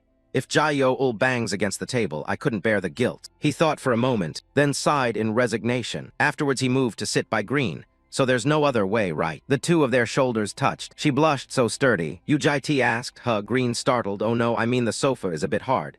Yu-Jai-T said, strange. It's full-grain leather though. She focused, then pressed her head to Jayo-ul. A blue aura emanated from her. I'm starting now. A few days later, in front of a large, luxurious house, Green collapsed onto the couch as if all strength had left him. Cough, it's done. Yu-Jai-T walked over and spoke. You've worked hard. She replied, lie down comfortably. You've worked hard sitting next to me too. Green listlessly stood up and said, I'll go rest in my room for a bit. Don't forget to feed Jayo-ul and burp him. As she was speaking, she suddenly slipped. If anything happens, wake me up, okay? Green staggered, eyes wide with surprise. She fell into his arms by accident. Yu-Jai-T glanced down and said, let me take you to your room. Green's cheeks flushed red, hands pressed to his chest. She bashfully avoided his gaze. Being carried like a princess makes me a bit embarrassed. Yu-Jai-T said without changing expression. Are you kidding? That proves you're still well, right? Green laughed out loud happily and asked, am I too heavy? He answered briefly but deftly, light as a feather. She went on, Yu-Jai-T didn't know how to respond. Wow, I didn't expect you to be so sweet-talking. Inside the bedroom, Green lay still on the bed, breathing evenly. He gripped the edge of the door and tilted his head to look inside. Yu-Jai-T gently closed the bedroom door. Suddenly a face appeared out of nowhere. When he turned, it startled him. Yu-Jai-T thought to himself, could it be time already? Among the sofas, a beam of light concentrated there. He approached and discovered a small girl sitting inside. The girl's body gradually materialized, and the light dispersed from there. As the light faded, the girl curled up, her eyes like someone just waking up. Jai-T saw the scene, a bit bewildered, and fell silent. He hesitated slightly, lips moving as he said hello. The Lair precinct, in front of a tall, large building. 3 people crossing the street laughed. The superpower investigation team searched for months and couldn't catch those guys, yet you took them down in days. Did you see the chief's face earlier? I was so happy I could die. Kim Kang pulled out a shiny gold card and looked at him. Our golden boy Yu-Jai-T wants something to eat. Today I'll treat the whole team to a feast. Karara nudged his arm teasingly. Team leader, you'll be using the company card, right? Kim Kang startled and forced a laugh. Shall we keep partying? Yu-Jai-T suddenly spoke, making the two stop short. I'll be leaving early. I have personal business. He bowed slightly and they asked, why are you sneaking off again? You missed the last party too. Karara pushed up her glasses and added, you've been going home early lately. Suspicious. Senior, do you have a girlfriend now? He didn't look at them and replied indifferently, no, that's not it. Saying that, Yu-Jai-T walked off despite them grabbing at him. So I'll leave early then. If you hate us, just say it. I'll try harder. Really no girlfriend, okay? Trust me. On the way, green leaves fluttered to the ground in the soft breeze. A girl on the street was walking and chatting happily. Yu-Jai-T on the opposite side walked over and overheard the conversation. I told him not to send those nonsensical texts anymore. He immediately transformed into that girl. The Grand Duke's phantom now serves as a double acting on Yu-Jai-T's behalf at work. In the past, the Demon Duke's skill was used to extend influence over distant kingdoms, but after killing its previous master, it became a double of Yu-Jai-T. The heavy click of high heels on the tiled floor rang out in the space. The double of Yu-Jai-T stood motionless, eyes vacant, hands gripping a handbag. Not far away, Yu-Jai-T was sitting on a wooden chair with his back turned. It walked over to him, placed a hand on his chest, bowed, Master, your servant reports. When the double opened its eyes, it froze at something it saw. Master. It looked at the little girl sitting in Jai-T's lap and couldn't help but ask, what is that? He turned to the double and answered, that's Yu-Jai-Ul. I just took the child to get a haircut. It immediately understood. So the girl has transformed into human form. Passers-by laughed and chatted loudly. Oh, what a good baby. She's lying quietly in her father's arms. The couple looks so harmonious. Hearing that, the double looked at Yu-Jai-T and asked, if it's inconvenient for you, shall I hold her for you, my lord? The little girl's eyebrows slightly furrowed at that. She saw the scene and startled, stepping back. He set Jayo-ul down on the ground, and the girl sighed, it's okay. After all, she figured it out herself. The double said no more and steered the topic elsewhere. But why did you bring Jayo-ul out yourself? Bomb, Yo Riem, and Ga Yul are at home. He immediately explained to it. U-Bomb is exhausted from the effects of the transfer spell. As for the other two, Gold cheerfully leapt over, arms outstretched, appearing. Jayo Ul want to go shopping with me. Red showed visible displeasure. Don't even think about handing her over to me. Yu Jai-Ti, though angry, kept his composure. They're still young. The double bowed its head and spoke softly, I understand. Jai-Ti hesitated, then asked, so what do you want to say? It asked back, puzzled, do you mean? Suddenly a shaft of light radiated around you. Don't play dumb. I know you can transmit every emotion and memory to me. The double became a bit flustered hearing its master speak, and turned its face away to answer. It's not dissatisfaction. It's just that your servant is doubting my purpose. Among those who have used your servant, none have yearned for a mundane life like yours. They always wanted to use your servant for loftier aims. For example, ordering your servant to kill those who must be killed, or helping them flaunt power when needed. But this lifetime's master only wishes to enjoy everyday life, something a lowly servant finds hard to comprehend. If my words are disrespectful, please pardon me. Jai-Ti listened silently, then said, you are also a thinking being, so such thoughts are understandable. As he was speaking, he suddenly rose from the chair. There will be times you must act. For now, continue going to the police station regularly. Your colleagues will miss you greatly. Go drinking with them for fun. At the last sentence, it fell into a reverie remembering its colleagues since it would soon part from them. The double acknowledged the order, quickly stood and left. Yes, my lord. Yu Jai-Ti stood still watching its retreating back grow more distant. Suddenly a voice made him turn his head. Sweetie, do you like that one a lot? A mother and child pair walked past in front of Yu Jai-Ti. If I'd known you liked it so much, I would have bought it sooner. The little girl said with a radiant smile, hee, Mom is the best. The girl walked while holding the stuffed bear high in her hands. From where he stood looking down, he saw Jayo Ul staring at it with bright eyes. Yu Jai-Ti called out, making the girl turn back to look. Do you want a doll? He reached into the shallowest part of the abyss and pulled out a bear. Yu Jai-Ti brought it before Jayo Ul and said, here you go, though it's a little different. He placed the bear into the girl's hands. A pink atmosphere of affection emanated around the bear. Jayo Ul's cheeks flushed pink as she looked at it with delight. Seeing that, Yu Jai-Ti asked further, do you like it? The girl suddenly set the stuffed bear down on the ground. Then she walked slowly, step by step, over to him. Yu Jai-Ti thought Jayo Ul shouldn't be picked up and asked to clarify, asking for more.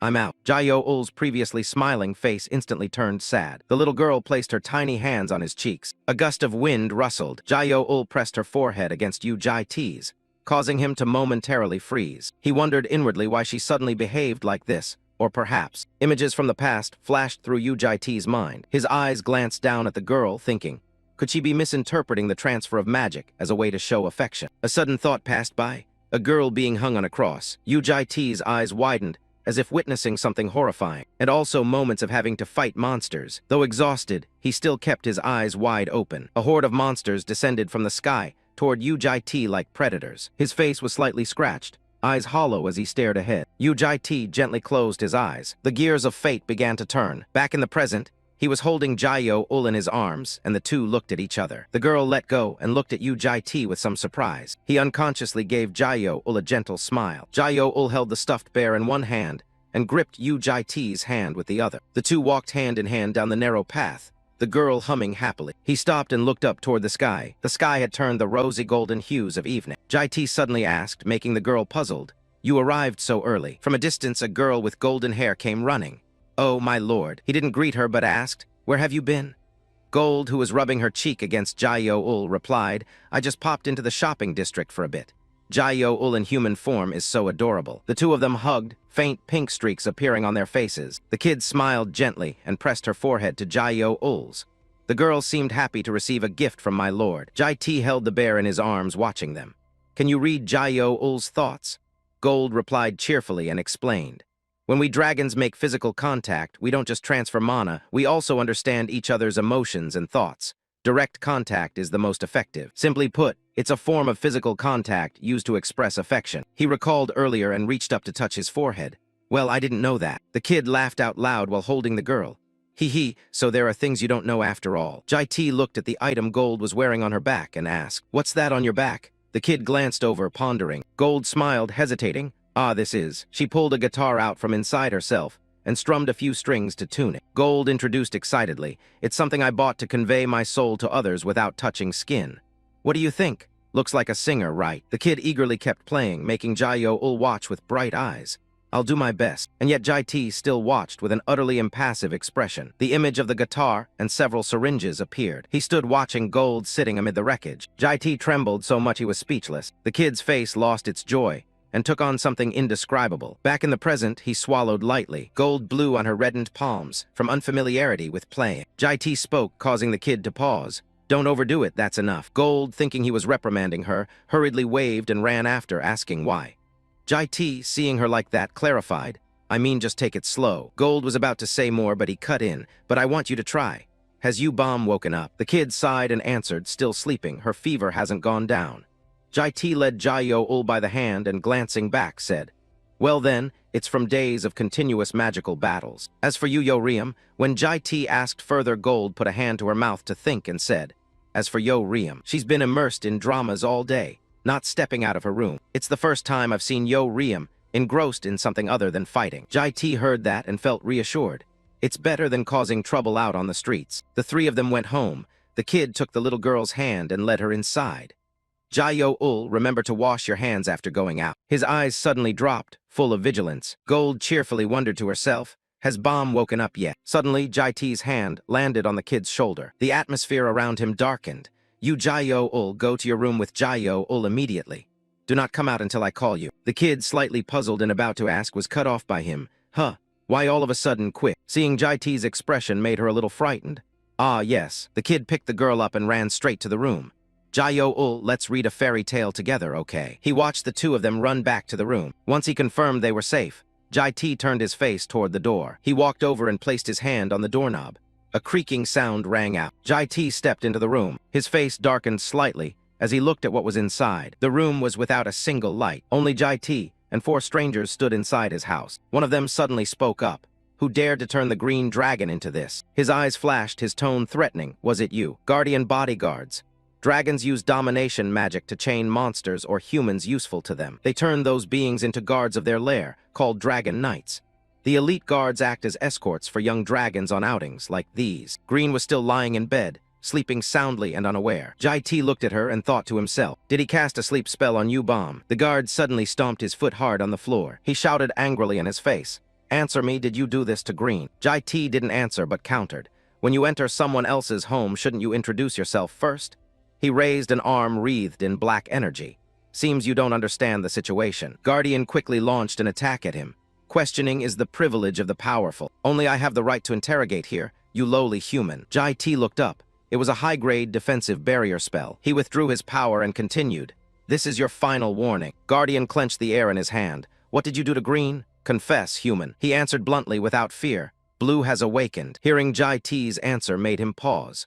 Green ended up like that because of an attempt to teach polymorph via transfer magic. Guardian's hostility toward him had lessened. So who are you? Jai T put his hands in his pockets and replied, I'm the kid's guardian.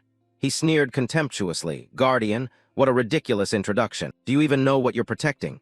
Jai T quickly answered and added a question. Of course I do, which is why I have doubts. That single question stunned the group. How did you arrive so early? You ought to be drifting in that X-space rift right now. They spoke in disbelief. How did you know? The Guardians suddenly drew their weapons. This human already knows too much. We are the children's guards and keepers of historical causality. I acknowledge you've cared for them in our stead, but you seem unrelated to what is good. Letting you live will bring disaster. Jai T sighed, so this can't be solved by dialogue. The sound of wind whooshed by. Don't worry, the lot of them charging you with weapons won't be a headache. The guard bearing the sword lunged powerfully. He decisively swung at Jai T.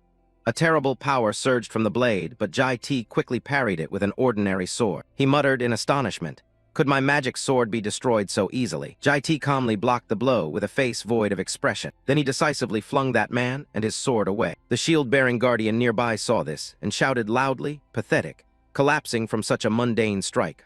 Let this one be handled by us. You fall back and observe. Then all the others beside him surged forward. The guardian, having just been defeated, shouted to his comrades, wait, hold on. This one is stronger than expected. Next, he witnessed the scene of his comrades being felled one after another by Jai T's powerful sword strikes. When he stopped, those guardians lay prostrate on the ground. Jai T approached a guardian who was conscious and sitting on the ground. He thought in confusion, I've suspected from the start.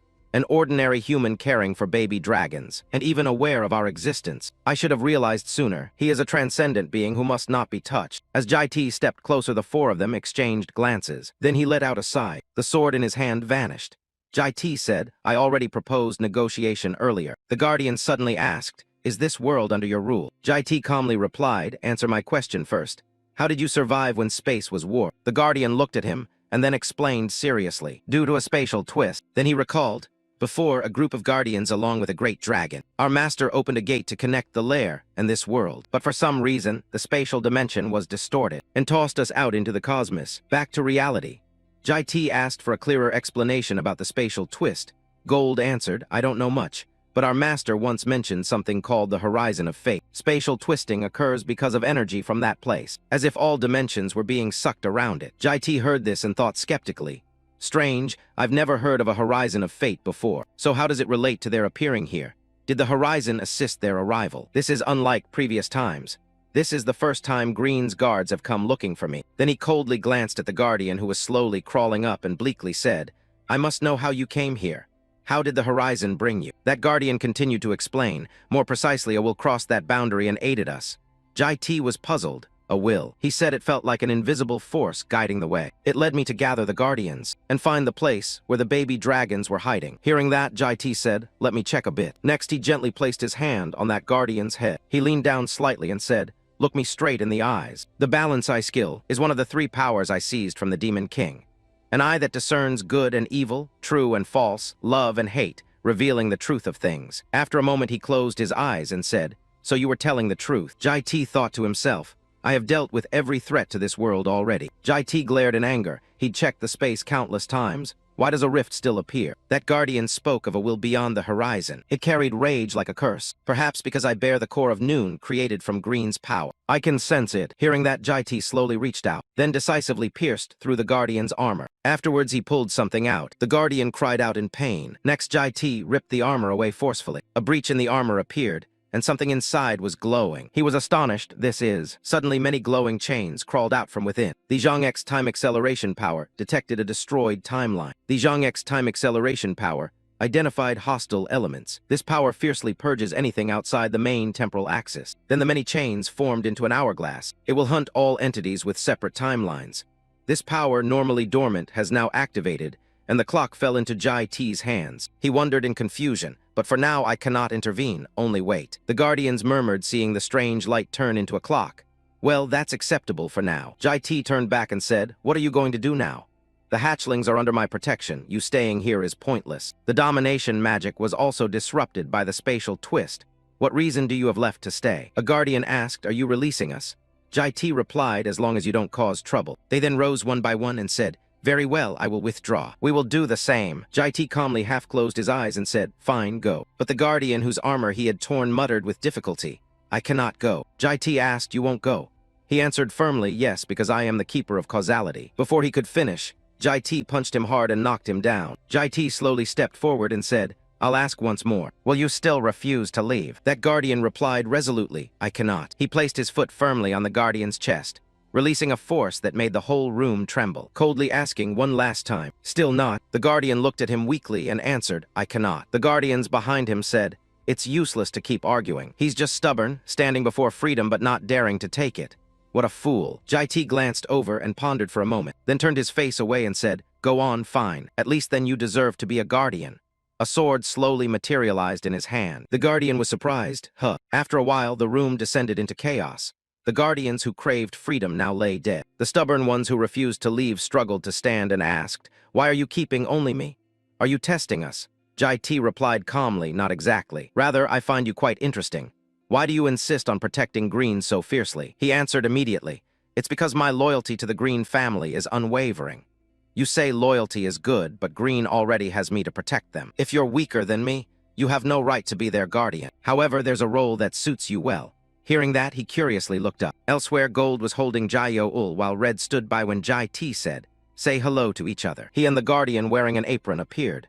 Jai-T said, this is my new housekeeper. His face showed some reluctance. Helplessly, he thought, housekeeper. In the cozy kitchen, the smart robot's dishwashing rustled through the air. It washed each bowl and plate thoroughly, creating suds to clean them. The smart robot spoke in its own human-like way. It shot back, "What a housekeeper. Are you kidding?" Jai-T snapped, "Don't like it." The stubborn robot retorted, "What does guarding dragons have to do with cleaning? I'm not clever enough to understand this." He slammed his hand on the table. "As I said yesterday, I can protect the dragons on my own. Letting you stay is mercy. If you don't do your housekeeping duties well, I'll erase you. So show some effort." The robot sullenly returned to the kitchen and sighed. "How did I end up in this situation?" At that moment, Green stepped forward in a sweet voice. "You're a guardian from Escalopa, right?" It was surprised. "Miss Ubom, are you well?" She smiled. "Yes, just a bit tired. I heard you're staying on as a housekeeper."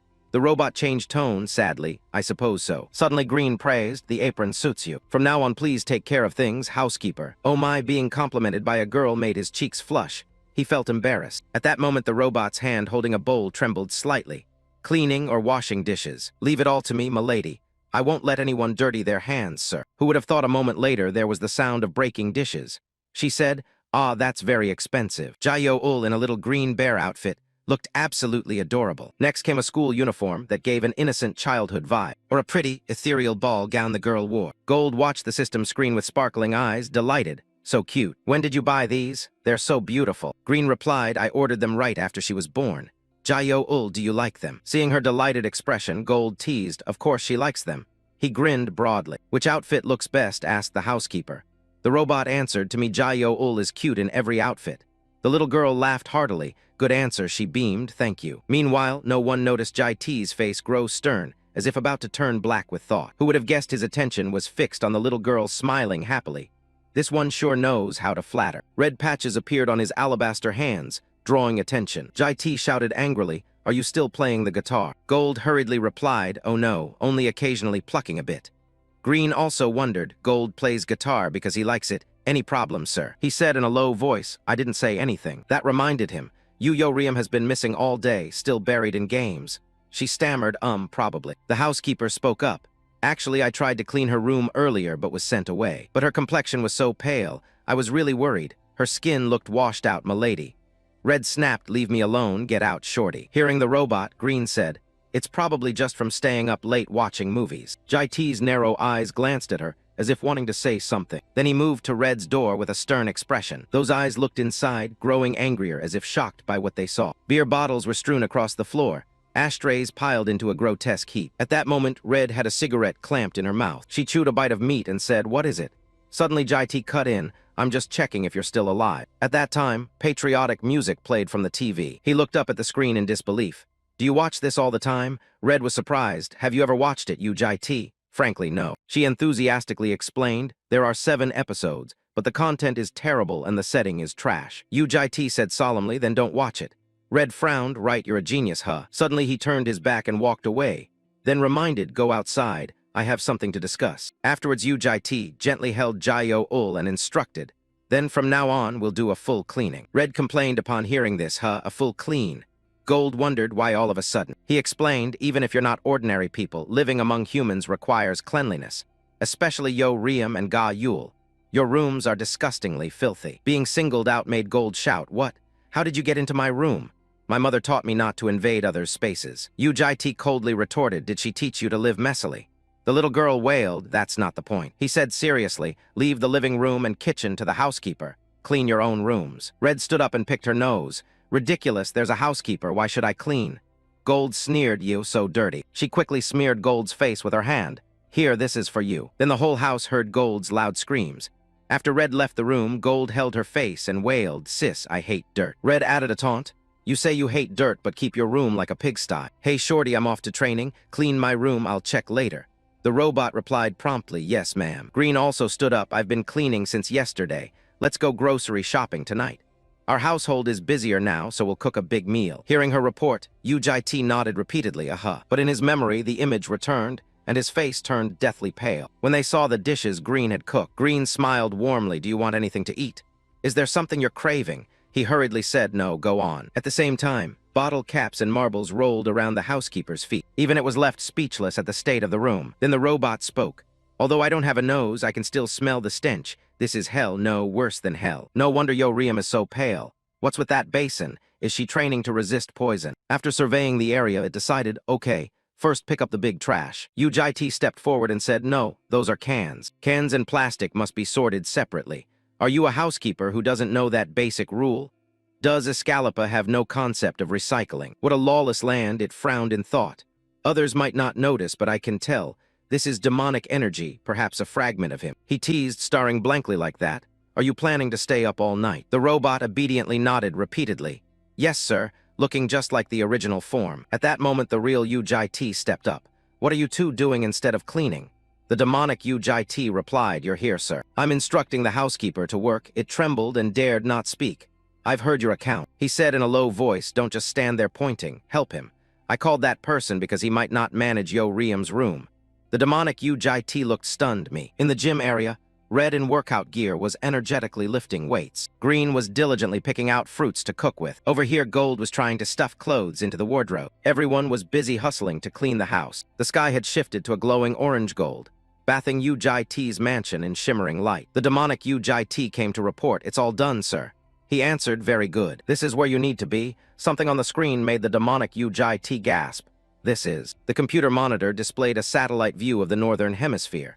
The demonic Yu Jai-T said, Moscow, Russia. He explained, an invisible demon organization is researching a super demon of the comet type here. After we finish this week's police matters, fly to Russia. Yu Jai-T emphasized, find prototype X at all costs for me. The demonic Yu Jai-T crisply replied, yes, sir. I'll prepare immediately. At that moment, Green approached with a bright face and sparkling smile. I'm back. The robot smiled kindly. Hello, milady. Gold whined, sis, you bought so much? Green carried 2 full bags and replied, the house has many mouths to feed, so we must cook a lot. The Yu Jai-T persona stepped forward. Yu-Bomb is back, may I come in? Yu Jai-T interrupted, wait. He ordered sharply, you must swap clothes with me right now. At that moment, the dining table held some slightly unusual dishes. Green said, enjoy your meal, kids. Gold stared into her bowl of soup. This flavor is so like Escalapa. Red added, it's passable. The little girl asked innocently, it would be so fun if the housekeeper ate with us. Red shouted, how can you eat with no mouth, you idiot? At that moment, the Yu Jai-T persona, disguised as the real Dai-T, was sweating as he looked at the food. Could the master really have told me to sit here because of this? Meanwhile, in a dense, foggy space, an abandoned industrial zone near Lair, a man shouted curses with blood continuously streaming from his mouth, looking truly grotesque. He stared into Yu Jai-T's eyes and ranted wildly. You think you can pull this stunt and walk away unharmed, you lowly human who dares? Do you know who backs me? Before he could finish, you sliced him across the belly. The man collapsed to the floor with a thud, and Yu Jai-T said, yes, I know exactly. He grabbed the man's hair and lifted his head, reminding him, Professor Y Yuan of the Qinglong Academy, right? No, better to call him the fiend Y Yuan of the Invisible Organization. Isn't that correct? What is Y Yuan plotting? What are you planning to do? Yu Jai-T used his heavenly dragon eye ability and threatened, don't try to lie to me. Tell the truth. The man's face was distorted and smeared with dark red blood. Trembling, I don't know the details, but he said that in 3 months, if the plan succeeds, he will be chosen. Jai-T said in a low voice, chosen? Do you mean a seat, right? The man hurriedly answered, yes. The seats are only for 4 elite fiends, selected by the Invisible Organization. Normally, fiends operate in small groups, but those who attain a seat will have their own military force and reach the highest rank in the fiend hierarchy, power at a catastrophic level. Yu Jai-T pondered. Strange, in previous loops Y Yuan never attained a seat, and at this point he wasn't capable of devising such a plan. Then he noticed something unusual. The temporal acceleration power of Zhang X detected malice beyond the horizon. The Zhang X temporal acceleration power, because the heart of that existence lies outside the world's timeline, targeted fiend Y Yuan. There was interference from an entity dissatisfied with the regression loop and existing outside the world's timeline. Fiend Y Yuan had escaped the cyclical regression, carrying the best elements from the previous loop. After the guards, now Y Yuan as well. Are all things related to me being interfered with? While Yu Jai-T was deep in thought, he heard the man call out, hey, I only know up to this point, but if you spare me, I can dig up more information. My mother is sick and waiting at home. I won't betray you, please spare me. Unexpectedly, Yu Jai-T showed no mercy and sliced off the man's head, which fell to the ground. Jai-T used his heavenly dragon eye to generate killing intent. I told you, lying is useless on me. Even if it's true, you still have to die. Immediately after, the abandoned house exuded a thick stench of blood. Annihilation, incineration. The season shifted. A new day began with freshness and birdsong. He walked among the crowd, pondering. If Y Yuan has a grand plan to attain a seat, it very likely involves Lair. Yu Jai-T recalled the moment Y Yuan asked Red, Could you represent us and lead the year-end event? The year-end event might be connected to that man's scheme. Suddenly a voice rang out. Oh, what an adorable baby. In the park square, everyone was eagerly gazing at Green and Jae-ul. Everyone praised Jae-ul. Never have I seen such a cute child. What's her name? Green replied, it's Jae-ul. Passers-by kept complimenting the girl. Her eye and hair color are beautiful. How old is she? Suddenly Green noticed Yu Jae-ti's arrival, and her eyes widened in surprise. Yu Jae-ti spoke. What are you people doing with this child? The sharpness of his gaze made everyone shake their heads in fear. Oh, it's nothing. Green murmured, we haven't seen you all day. Where have you been? He answered, just some errands. And you, why are you with Jae-ul? She tilted her head and said, I've been sick lately, so I haven't had time to play with her. Class starts tomorrow. I'm afraid we won't have chances to play together later, he replied, I see. Green's eyes lit up, and she smiled warmly as she looked into Yu Jae-ti's eyes. That was the divine profile with his straight, attractive nose. Suddenly she said, don't we look just like a family like this? Jae-ul is your daughter, and I'm her mother.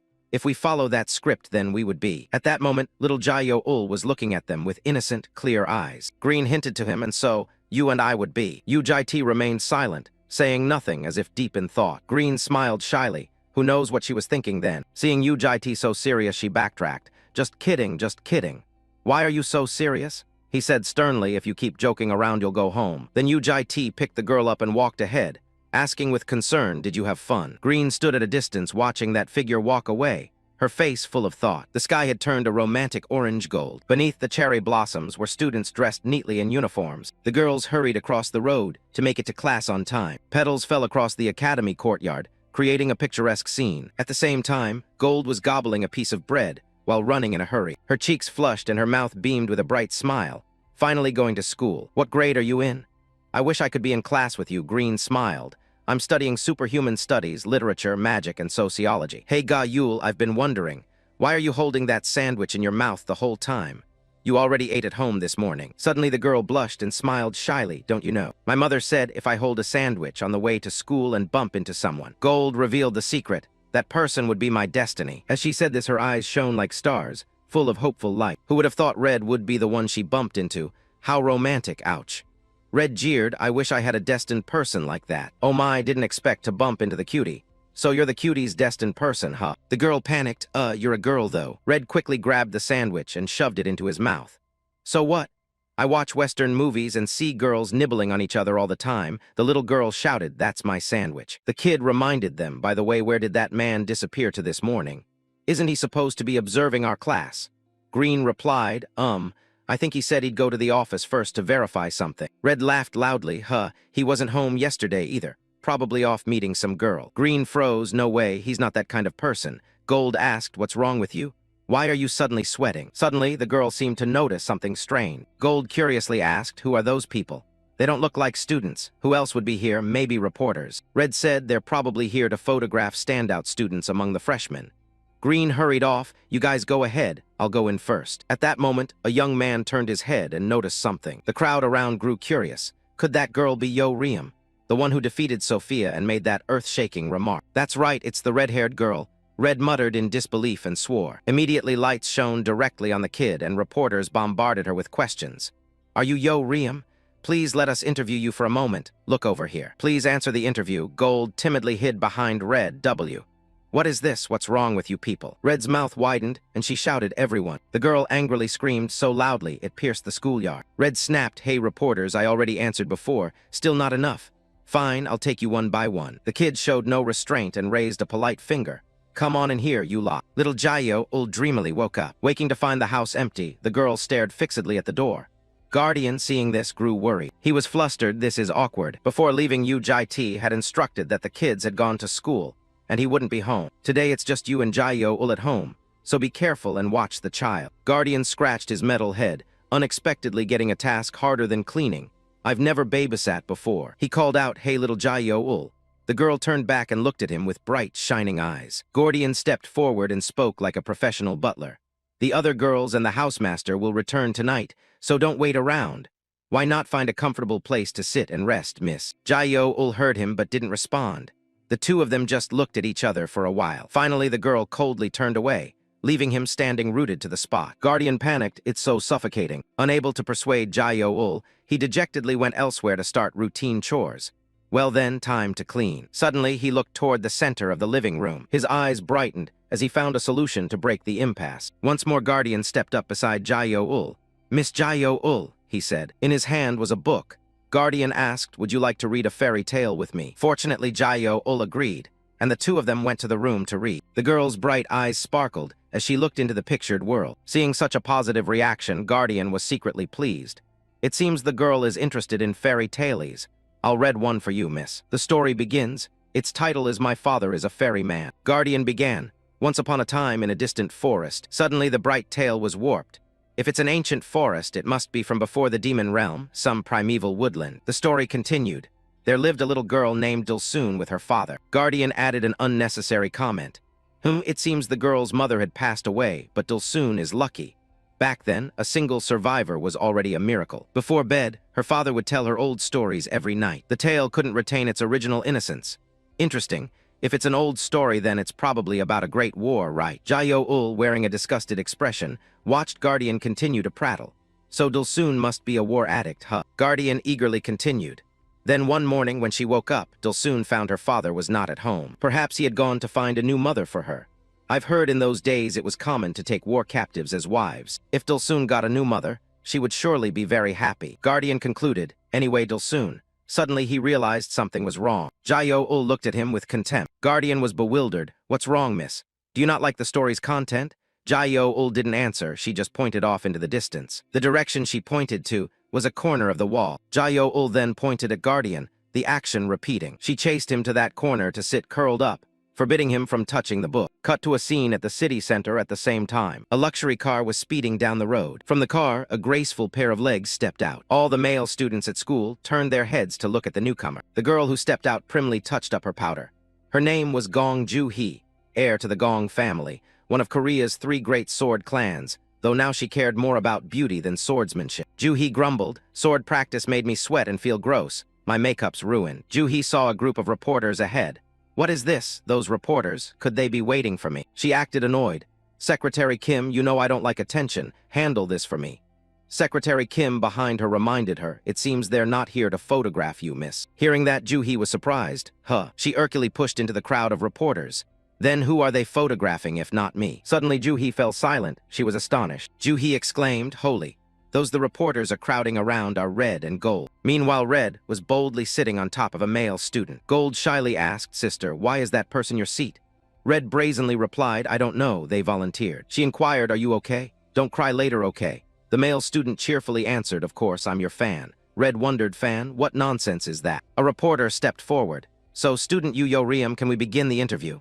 Red answered arrogantly, "If you don't follow the order, forget the interview. I'll go straight through, 1 question each, and then scram." She signaled, "Then start with the man wearing the hat." Hello, student Yo Riam, I'm from the television station." Red cut in, "Too much long-winded introduction, next." The reporter shouted, "I haven't even finished." Another reporter asked immediately, "I'm from CT France. Recently you've become the focus in the superhuman scene. Many people are looking for you. What do you think about that?" She replied bluntly, "Like shit." Next, another reporter approached. "Did you know your cafe booth was just set up? Say a few words to your fans." The man kneeling excitedly, "Rewards have arrived, hee." She paid him no mind, "So it was this guy you're claiming to be my fan? Crazy." Next, a different reporter introduced himself. "I'm Park Gang-ho from the Gasan Daily." From his fat body came a strange, foul odor. He kept wiping sweat. "What did you mean by the line at the Chungryong Academy interview?" Red pinched her nose and answered, "We know, why ask? Does your head only have that stuff?" She whispered, "Oh, what's that smell?" He persisted, "Don't be like that. Explain clearly. Of all the words, why did the girl choose that one?" Red frowned irritably. The reporter looked at her with a perverted expression, as if implying something else.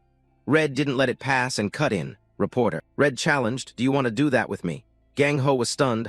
He stammered, "Hey, don't be like that." Red's face darkened. "You know, I was just joking. If you know it's a joke, why twist it?" Seeing her anger, but the reporter still wouldn't stop. Maybe student Yo Riam is young and doesn't understand yet. But being a reporter is that kind of job. So if you cooperate, I'll write a decent article for you. Red angrily lunged forward and grabbed the reporter by the collar. "Oh my, do you think I'll tolerate you forever?" Gold behind panicked. "Hey sis, ignore them, let's go inside." Gang-ho's camera kept capturing every moment of Red. He was secretly pleased. Yeah, if she acts aggressive like this, views will spike. But he still felt a bit regretful. Maybe I should rile her up a little more. Thinking it, he provoked further. If you keep this up, I'll have to write the story my way. For example, you Yo-Riem at the center of controversy, demanding relations with a reporter. Red clenched her fist. Go ahead and write that. She lunged angrily at the reporter, but first, you're going to die by my hand. Gold chased after to stop her. Yo-Riem. Suddenly her punch was stopped. Jai-T had appeared in time to handle everything before Red could take things too far. Gold breathed a sigh of relief. Ah, you arrived just in time. Jai-T looked at Red. Did you come here and start trouble? Red yelled, no, it's that pig, he's the one. Seeing Red seemed unable to calm down. Jai-T decisively picked her up and carried her away. Red resisted, but it was negligible. What the? Put me down. Jai-T announced to the reporters, the interview is over here. Before leaving, he also threatened them. And you'd better not put this in the papers. A surge of power emanated from Jai-T as he strode off in anger. His steps so forceful they crushed a patch of ground. Gang Ho backed away in fear. His interviewing equipment also burned out. Red stared blankly at Jai-T's recent actions. The three of them walked off together under many people's stares. Jai-T warned, you Ga Yul, if you don't want to be late on your first day, go in now. Gold trailed behind. Yes. Ju-Hee witnessed the whole scene and froze. Did you see that? Secretary Kim understood and said, or shall we investigate their household? But Ju-Hee didn't care about that. Where is that blonde girl with the big chest? In class, the teacher began to introduce himself. The professor smiled cheerfully. Welcome, students. I am Kaido, your swordsmanship instructor. Today's lesson will cover the history of swordsmanship and the proper attitude when holding a sword. Red watched bored. Attitude when holding a sword? Hurry up and teach fighting already. Jai-T appeared surprised, truly surprised. I thought you'd get so bored you'd run off, she sighed. What are you talking about? I've watched trashy movies but still stuck it out. She said seriously. I have to train hard until I can beat that guy with the cone hat. Just wait, one day I'll defeat him. She wondered, by the way, why are you in my class? Go with the others.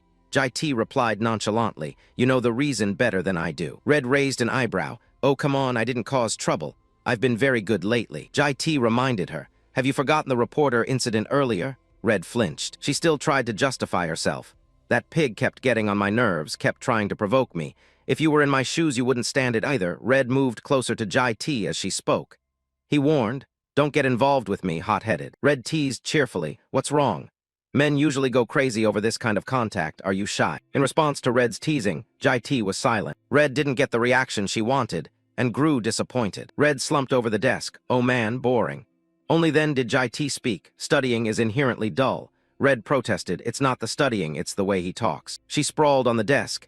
He's a kidnapper and not even an interesting one. Red recalled, at first I thought he was unusual too, thinking there would be days of dopamine-fueled excitement to come. Red pouted, but I didn't expect him to play this domestic family act.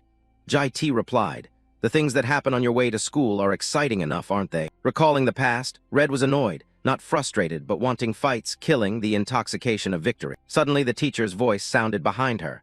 Oh, it seems our student Yo-Riem is getting restless. At times like this, the teacher has a useful method. The teacher proposed, stay after class with your guardian, okay? Red's face contorted at the request. After class in the gym, Red was furiously scrubbing a wooden sword. The more she scrubbed, the angrier she became. Red suddenly sprang up and threw the sword aside. Damn, the more I think about it, the angrier I get. Why do I have to clean this? I want to fight.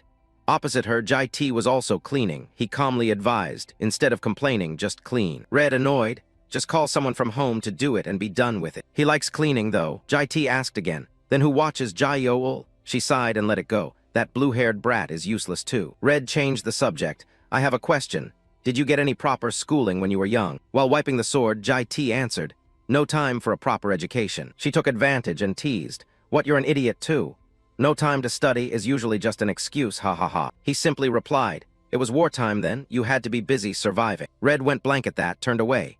Damn, that killed the mood, so what caused my situation then? She thought for a moment and decided to ask, is your life enjoyable? Jai-T looked up and answered, not really. Red squatted in front of him. Then what's the point of living if it's so boring? If I were as strong as you, I wouldn't live such a dull life. Or maybe you're bored because you're too strong, haha.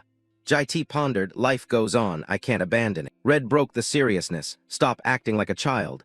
Jai-T didn't want to argue, enough chatter, finish cleaning. Cut to evening at Jai-T's house. Everyone was enjoying themselves. The scene was warm and family-like. Red fiddled with a Rubik's Cube in her hands.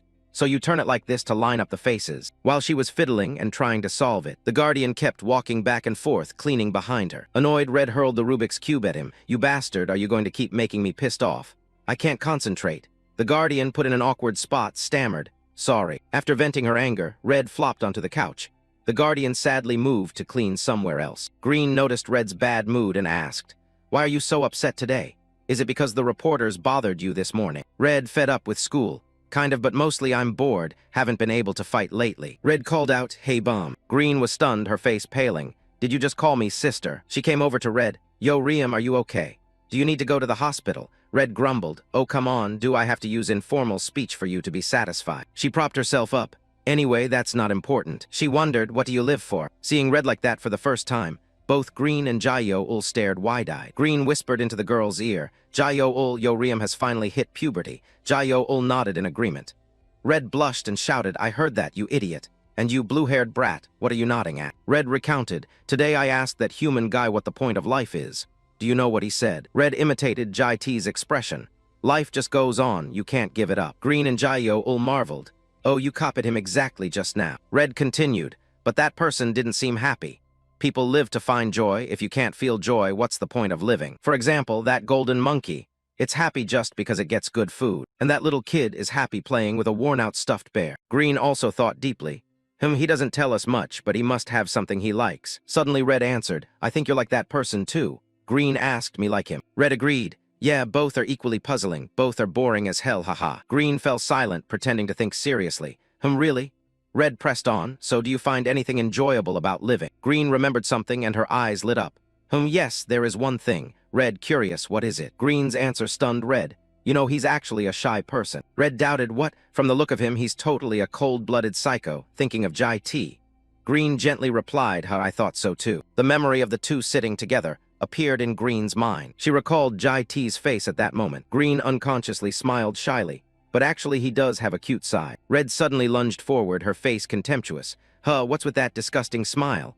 Green was startled by Red's action. "Oh my God." Red pinned her to the floor and kept demanding, "Don't tell me you two did something weird behind my back."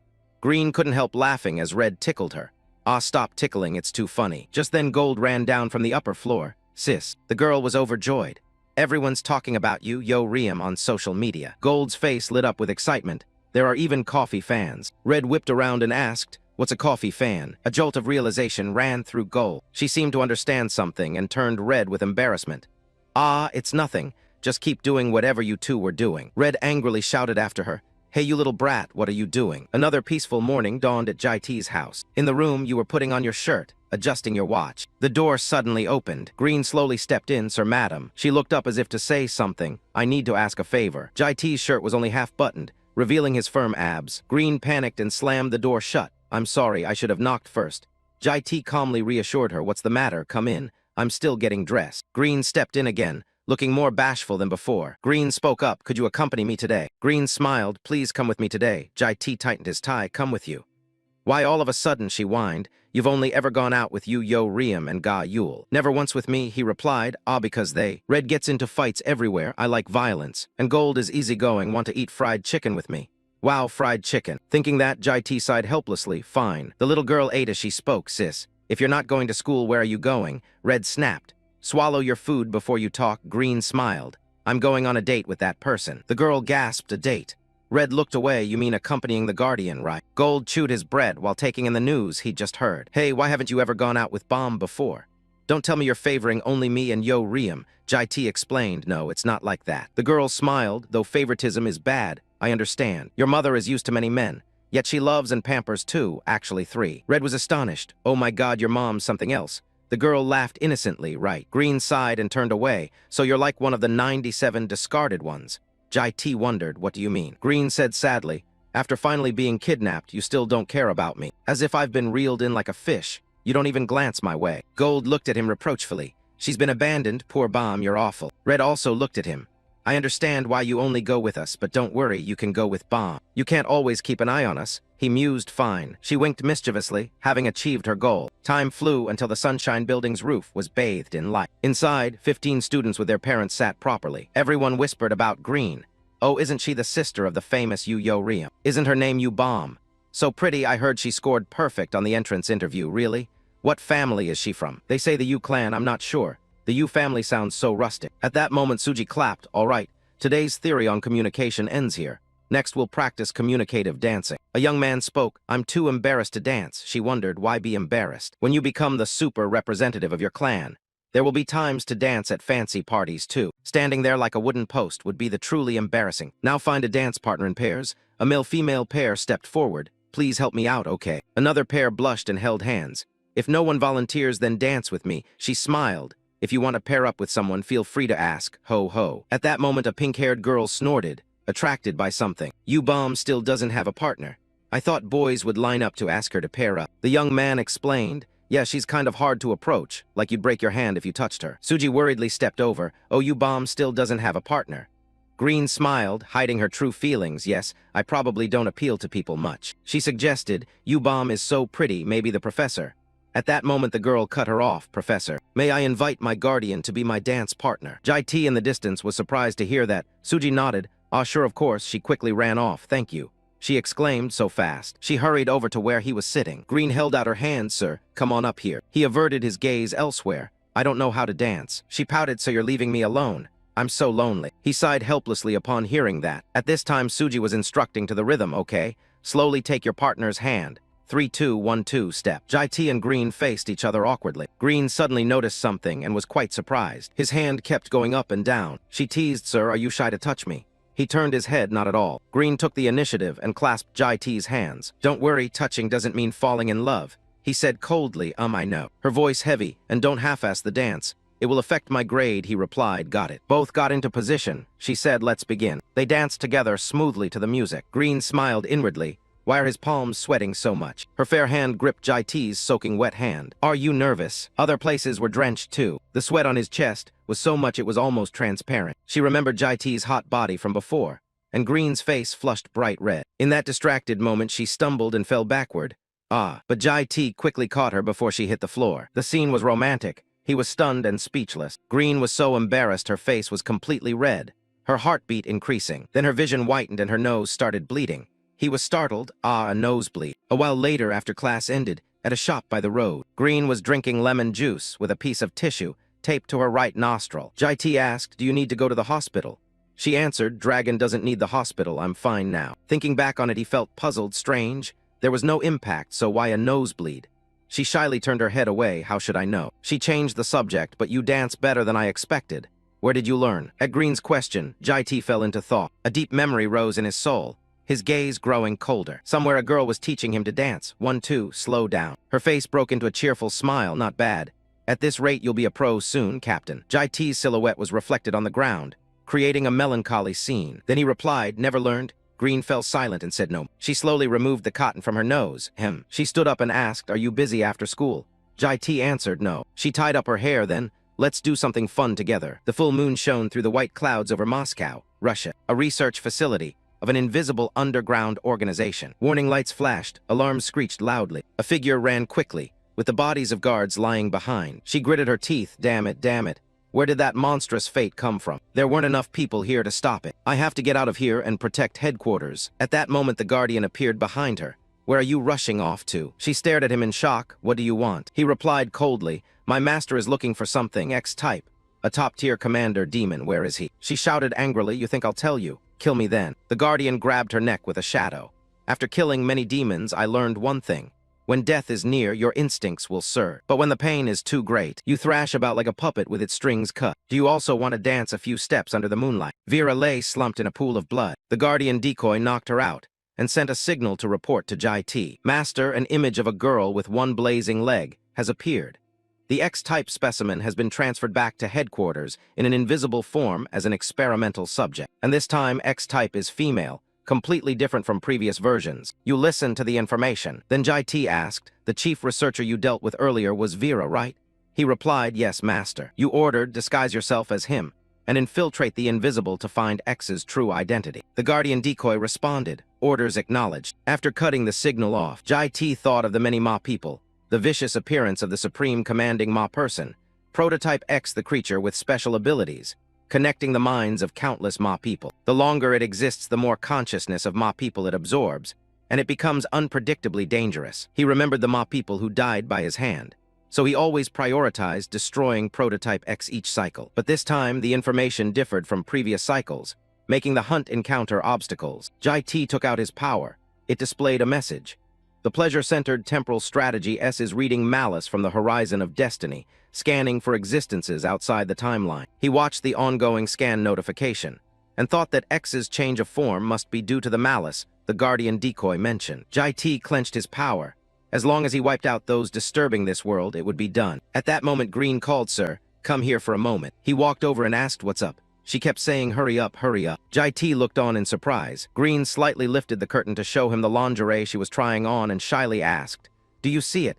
Does it suit me?" Jai T immediately turned away. "What on earth are you doing?" Green smiled and replied, "Summer's coming, buying one isn't a big deal, hee hee." She even invited him, "Oh, it's hard to see from there. Come inside and take a better look." He pretended not to care and said, "You're out having fun and now dragging me into this nonsense." Green blushed. "What? I thought it was fun." As if realizing something, she asked, "What strange thing are you thinking? Adults are really hard to read." Jai T replied, "Don't try to rile me." Afterwards, the two went for a walk. Green didn't let the earlier matter go, "Sir, be honest, you wanted to look earlier, right?" He denied it. "No, not at all." Green continued teasing, "It's impossible you didn't want to look." Green smiled brightly and said, "I should probably buy it, Jai T just said, "Enough fooling around, let's go home." She spoke up, hee hee, "Actually, I came to buy gifts for the kids." He repeated, "Gifts." Green thought of Jai-Yo-Ul and the stuffed bear and expressed her wish. "Do you know Jai-Yo-Ul's teddy's all torn up?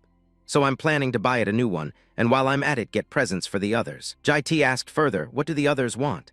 She immediately listed, "Ga-Yul only likes clothes, she doesn't care about much else. So she won't feel embarrassed when hanging out with friends or buy her a nice wallet." He asked again, "What about Yo-Riem?" Green thought of what Red wanted to buy and forced a smile. "Yo-Riem, yesterday she said she wanted something." She recalled the girl's tone then, "Seeing a movie the other day, I saw this, buy it for me." Green judged the item as somewhat odd. Then the two split up. She said, "I'll go look for gifts for Ga-Yul and Yo-Riem. You pick one for Jai-Yo-Ul for me." Jai T agreed at once, "All right." Green watched him walk ahead. She asked, "Are you okay?" At the toy stuffed animal shop. The shopkeeper stood at the counter, lost in thought. She looked at Jai T and guessed about late 20s to early 30s, that build, model, or military. Also quite good-looking. He was still absorbed in choosing a stuffed animal. Alone, eyes dazed at the children's toys. The shopkeeper thought smugly, just the kind of customer to be overcharged, caught a fat fish. She cheerfully asked, "Oh, are you buying a gift for your child?" "How old is the child?" Jai T answered, "About 4 years old." The shopkeeper flattered, "Oh, that's the cutest age. Is your daughter your child?" He replied, "Not a daughter, but it is a little girl." She came over and patted Jai T's shoulder, praising, "Ah, so it's your niece. Rare to see uncles pick gifts themselves like this. She must love it." Then she added, "But you're a bit lacking in tact." The shopkeeper held a toy medical stethoscope to his chest, then said, "At 4 you should buy role-play toys rather than dolls. This lets you play with the child and build family bonds." Internally she thought, "What a sturdy build." She enthusiastically offered, "If you buy this doctor set, I'll give you 10% off the others." Seeing him lift the toy, the shopkeeper asked, "Would you like to look it over?" Jai T imagined Jai-Yo-Ul playing with a syringe. He said, "Then please." The shopkeeper heard only that and rejoiced, jackpot. In the end, Jai T bought a bunch of gifts. She kept saying, "It looks like a lot, but it's really necessary for the child's psychological development. You won't regret it." He handed over his card. The shopkeeper asked, "Paying by card?" Jai T said yes. She was surprised when she saw the card, thinking about the card's value in his hand. It was a black VIP card reserved for elite families. No wonder he bought whatever was suggested. The shopkeeper admired his looks and silently calculated. "This guy is increasingly attractive, probably unmarried. Should I take this chance to flirt?" She shyly probed, "Hey, do you have a girlfriend?" Suddenly Green appeared, threw an arm around Jai T and called, "Sir." She asked, "Are you planning to buy all of this?" The shopkeeper guessed, could she be his girlfriend? Looking at Green's outfit, she guessed, wait, that's a trainee uniform. Then the two continued chatting. "What are you buying for our Jai-Yo-Ul?" He replied, "A stuffed bear." She said, "But why pick such random things?" The shopkeeper interrupted, "Oh, so it's for a younger sister." Green glanced at her. She said the child might not be used to these at first, but Green didn't care and continued, "Our Jai-Yo-Ul doesn't like these kinds of toys." The shopkeeper laughed awkwardly. "Oh." Green repeated, "She doesn't like them." The shopkeeper reluctantly said, "Ah ha ha, is that so?" She picked up a stuffed animal and evaluated. "This one might be okay." Green looked at the bear and continued, "It resembles the old bear, so she won't be startled." Jai T added, "I intended to buy it from the start." She said, "This one has a VIP discount." At home, Gold, Red, and Jai-Yo-Ul all widened their eyes in delight. Looking at the gifts, they asked politely, "Are these really for us?" Gold grabbed the new wallet, delighted, "I was about to buy a new one." Love you both so much. The little girl looked at the gifts everyone was interested in. Jayo-ul has a stuffed bear. What did Yo-Reum get? She replied, sister. Red had a handcuff in her mouth and said, adult toy. She urged, hey little monkey, come here, there's a fun game. Gold hurriedly refused, I don't want to play. The little girl was so scared, she started to cry, screaming. And the girl who was picked up by him expressed her feelings through touch. Suddenly Green spoke up, I have a gift for you. Jai-T opened the box. This is, she said. I saw you always wearing the same tie, so I bought this for you. Green added, when I earn some money, I'll get you a suit too. He looked at the gift and said, thanks. Jai-T asked, why didn't you buy me anything? Green replied, oh, I did buy one thing. He curiously asked what she bought. She blushed. Thinking of the lingerie, she said, I'll show you later. A few weeks later, Guardian tiptoed in. He asked solemnly, did you call me, sir? Jai-T instructed, I'll be away for 3 days. Take good care of Jayo-ul. Guardian said, are you going far, sir? He glanced at the bed and replied, yes, and Red was asleep drooling. Jai-T continued, Yo-Reum is coming too. The next day, everyone gathered crowded in the waiting hall. A young man there spoke up. It's finally starting. The simulated Great Ma Person War. After he finished, a purple circle gradually expanded. It was announced that the simulated Ma Person Great War was a survival battle lasting 2 days and 3 nights in a virtual dungeon. Students would move in teams of 3 under the command of a representative guardian, called tactical commanders. They normally serve as navigators in superhuman teams that hunt monsters. Here, the guardian would play that role. At that time, Jai-T was present here. Red beside him propped herself up and judged this year's participants. Oh my, look at those tense kids. Such mediocre ones have no real combat experience. So Jai-T admonished, hey Yo-Reum, this isn't the time to show off. She heard this and sulked, yeah. He continued, this isn't a solo fight. You have to cooperate as a 3-person team. Red sighed, I know, but you have to choose teammates you like. Suddenly, she noticed the group beside them. A male-female pair approached. The man scratched his head and asked, if you don't have a team yet, want to team up with us? Red snapped angrily, what the hell, you weaklings, go away. But Jai-T calmly asked, what's your name? The young man answered, I'm Hisaki Sujiro. The woman also spoke up, I'm Kim Jae-in. They both bowed politely. Sujiro sincerely promised, we'll do our best not to trouble you. Red remained irritable, these guys. Didn't you hear me tell you to get lost? She thought inwardly, they look weak already. Yet Jai-T briefly agreed, fine, which made Red furious, hey, who allowed them into the team. So Jai-T said, if you don't like it then find your own teammates. Yet the girl lowered her voice, fine then, how troublesome. Seeing that scene, Sujiro and Kim Jae-in were both stunned into silence. In the end, Red had to watch. Hey you weaklings, if you block me in a fight you'd better watch out. Sujiro cheerfully replied, thank you. But suddenly a hand shot out and struck hard at his head, making Sujiro clutch his head in pain. It was Johnny who glared and warned, you pathetic trash. Didn't I tell you to stop hanging around me? You want to die. Sujiro cried from the pain. He hurriedly said, sorry. Johnny then turned to tease Kim Jae-in, hey, your boyfriend apologized. Aren't you going to say anything? He put his hand on her head provocatively, nothing to say. At that, his friends joked, hey Johnny, there's a guardian for the other group, tone it down. He sneered, so what? The adults don't care about orphans. Emboldened, Johnny grabbed Kim Jae-in's hair and taunted, hey, you should cut your bangs. They look so gloomy. She tried to pull his hand away but couldn't, only weakly crying, don't do that. Johnny laughed smugly, oh, orphan, and still daring to talk back. He didn't notice Red had stepped up beside him. She calmly said, orphan, what do you mean? Hearing that he flinched, he thought to himself, who is this girl? Yo-Reum, the mad woman representing the Blue Dragon Academy. Red shoved her hands in her pockets and impatiently said, I'll ask again. What do you mean by orphan? Johnny pursed his lips, recalling his family's words. The elders told him to stay away from people like that. So he released Kim Jae-in's hair and turned to explain, haha, you don't know what orphan means. It means a student without a guardian. Basically, ragged people without backing. As he said this, he laughed and pointed at Kim Jae-in and Sujiro. Red ruffled her hair, so that's it. Really have to team up with this bunch of environmental pollutants. Hearing her, Johnny put an arm around her as if friendly and went along, hey, don't tell me you'll team up with them. You're so strong, why team with the weak? Or join our team, if you agree I can give up a spot. His 2 lackeys were stunned. One challenged, Johnny, what are you saying? But Johnny didn't care. He was calculating that even if she's crazy, having her on his side would be extremely good for him. Her fighting style looks pretty compatible. Just need to flatter her a bit more. Then a punch to the face occurred, and of course Johnny took it squarely, before the 2 lackeys gaped in astonishment, and the pair Kim Jae-in and Sujiro. He could only cover his mouth and listen to Red's tirade. Hey, you rotten fool, you want to die. Who gave you permission to put your hand on my shoulder? Are we that close? How dare you stand equal to me, you insect? Johnny stood frozen with a contorted face, but inside he screamed, that bitch. All right, just wait. Then unexpectedly he turned his back and walked away despite Red's continued insults. Next time I see your face, you're done. Kim Jae-in and Sejiro both stared at Red in shock. Jae-T, being used to it, could only sigh tiredly. Then the teacher stepped forward and announced, "Attention all students. This is Combat Professor Kwon-gi-T." He looked lazy and said, "Now I'll explain the rules. You will be divided into 50 teams, starting from separate spawn points. Activity points, defeats, deaths, damage. All are scored and ranked directly. If you die, you must wait 3 hours to respawn at a different point. Remember this. The virtual dungeon is called Ant Nest, and true to its name, the location is a massive cavern." The teacher concluded his presentation with a wish.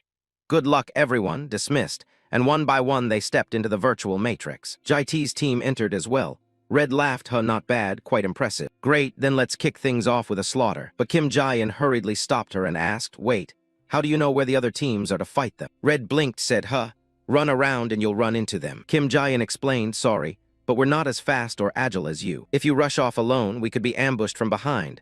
Red scoffed, "Heavens, are you proud of being weak?" Kim Jae-in suggested, "We should form a strategy before acting."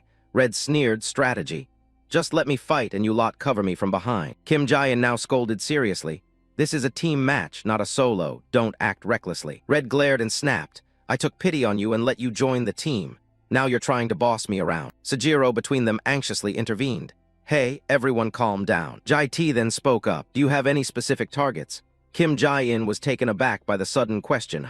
Jae-T kept a cold expression and continued, "How many teams do you want to take down?" Kim Jae-in replied, "It's not that easy. Every team has a tactical commander, so it's hard to catch them off guard." Red couldn't help muttering, "What pessimism, so many teams, my foot." Then the notorious girl flashed a triumphant grin, coolly answered, "See a team, wipe them out." Over there, Johnny was grimacing from the loving gift Red had given him, muttering as he walked, "That brat. My face still hurts." The group's navigator asked, "Why do you keep teasing Yo Riem and getting hit? Our superiors told us not to touch her." He replied sullenly, "I just wanted to make friends, didn't expect she's really crazy." A lackey then spoke up, "But Johnny, earlier you meant to chase someone away to win Yo Riem over. Were you serious?" Hearing that, he flinched. "Of course not, I was just testing her reaction." To cover himself, he stamped fiercely and shouted, "Ah, Yo Riem, just wait. See you later, I'll tear you apart." Unexpectedly, out of nowhere, a chilling voice to Johnny rang out, "Tear me apart." Big Sis Red rushed over from somewhere, her sword gleaming oddly, her face full of affection, which froze Johnny for 5 seconds. He was speechless, his expression frozen. Red looked at him and taunted, "Try it then." Before he could move, she delivered a kick to his jaw, the second strike. Johnny's pitiful HP dropped from 100 to 17. She then spun elegantly to the awe of onlookers. As a result, Johnny was kicked into a wall, causing a significant aftershock. Johnny's navigator thought in shock, "Damn, we've been monitored." He yelled, "We're under attack, prepare to fight," and the 2 lackeys readied their machine guns and assumed attack positions. Red landed on the ground and said calmly, "Fight all you want. You've got it wrong." Then she slowly lifted her head and smiled savagely. "This is just my one-sided hunt, you dogs." Johnny's teammate fired at Yo Riem, but unfortunately, Yo Riem was fast enough to dodge the bullets. Seeing this, the other man immediately panicked and shouted, "Don't come here." Yet in the blink of an eye, Yo Riem had run up in front of him.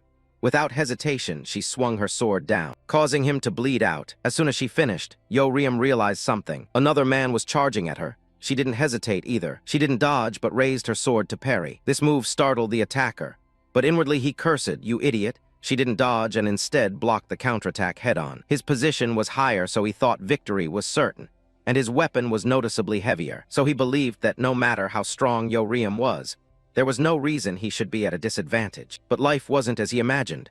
The man's eyes suddenly widened, because Yo Riem was still standing there proudly, curling her lip in a scornful smile.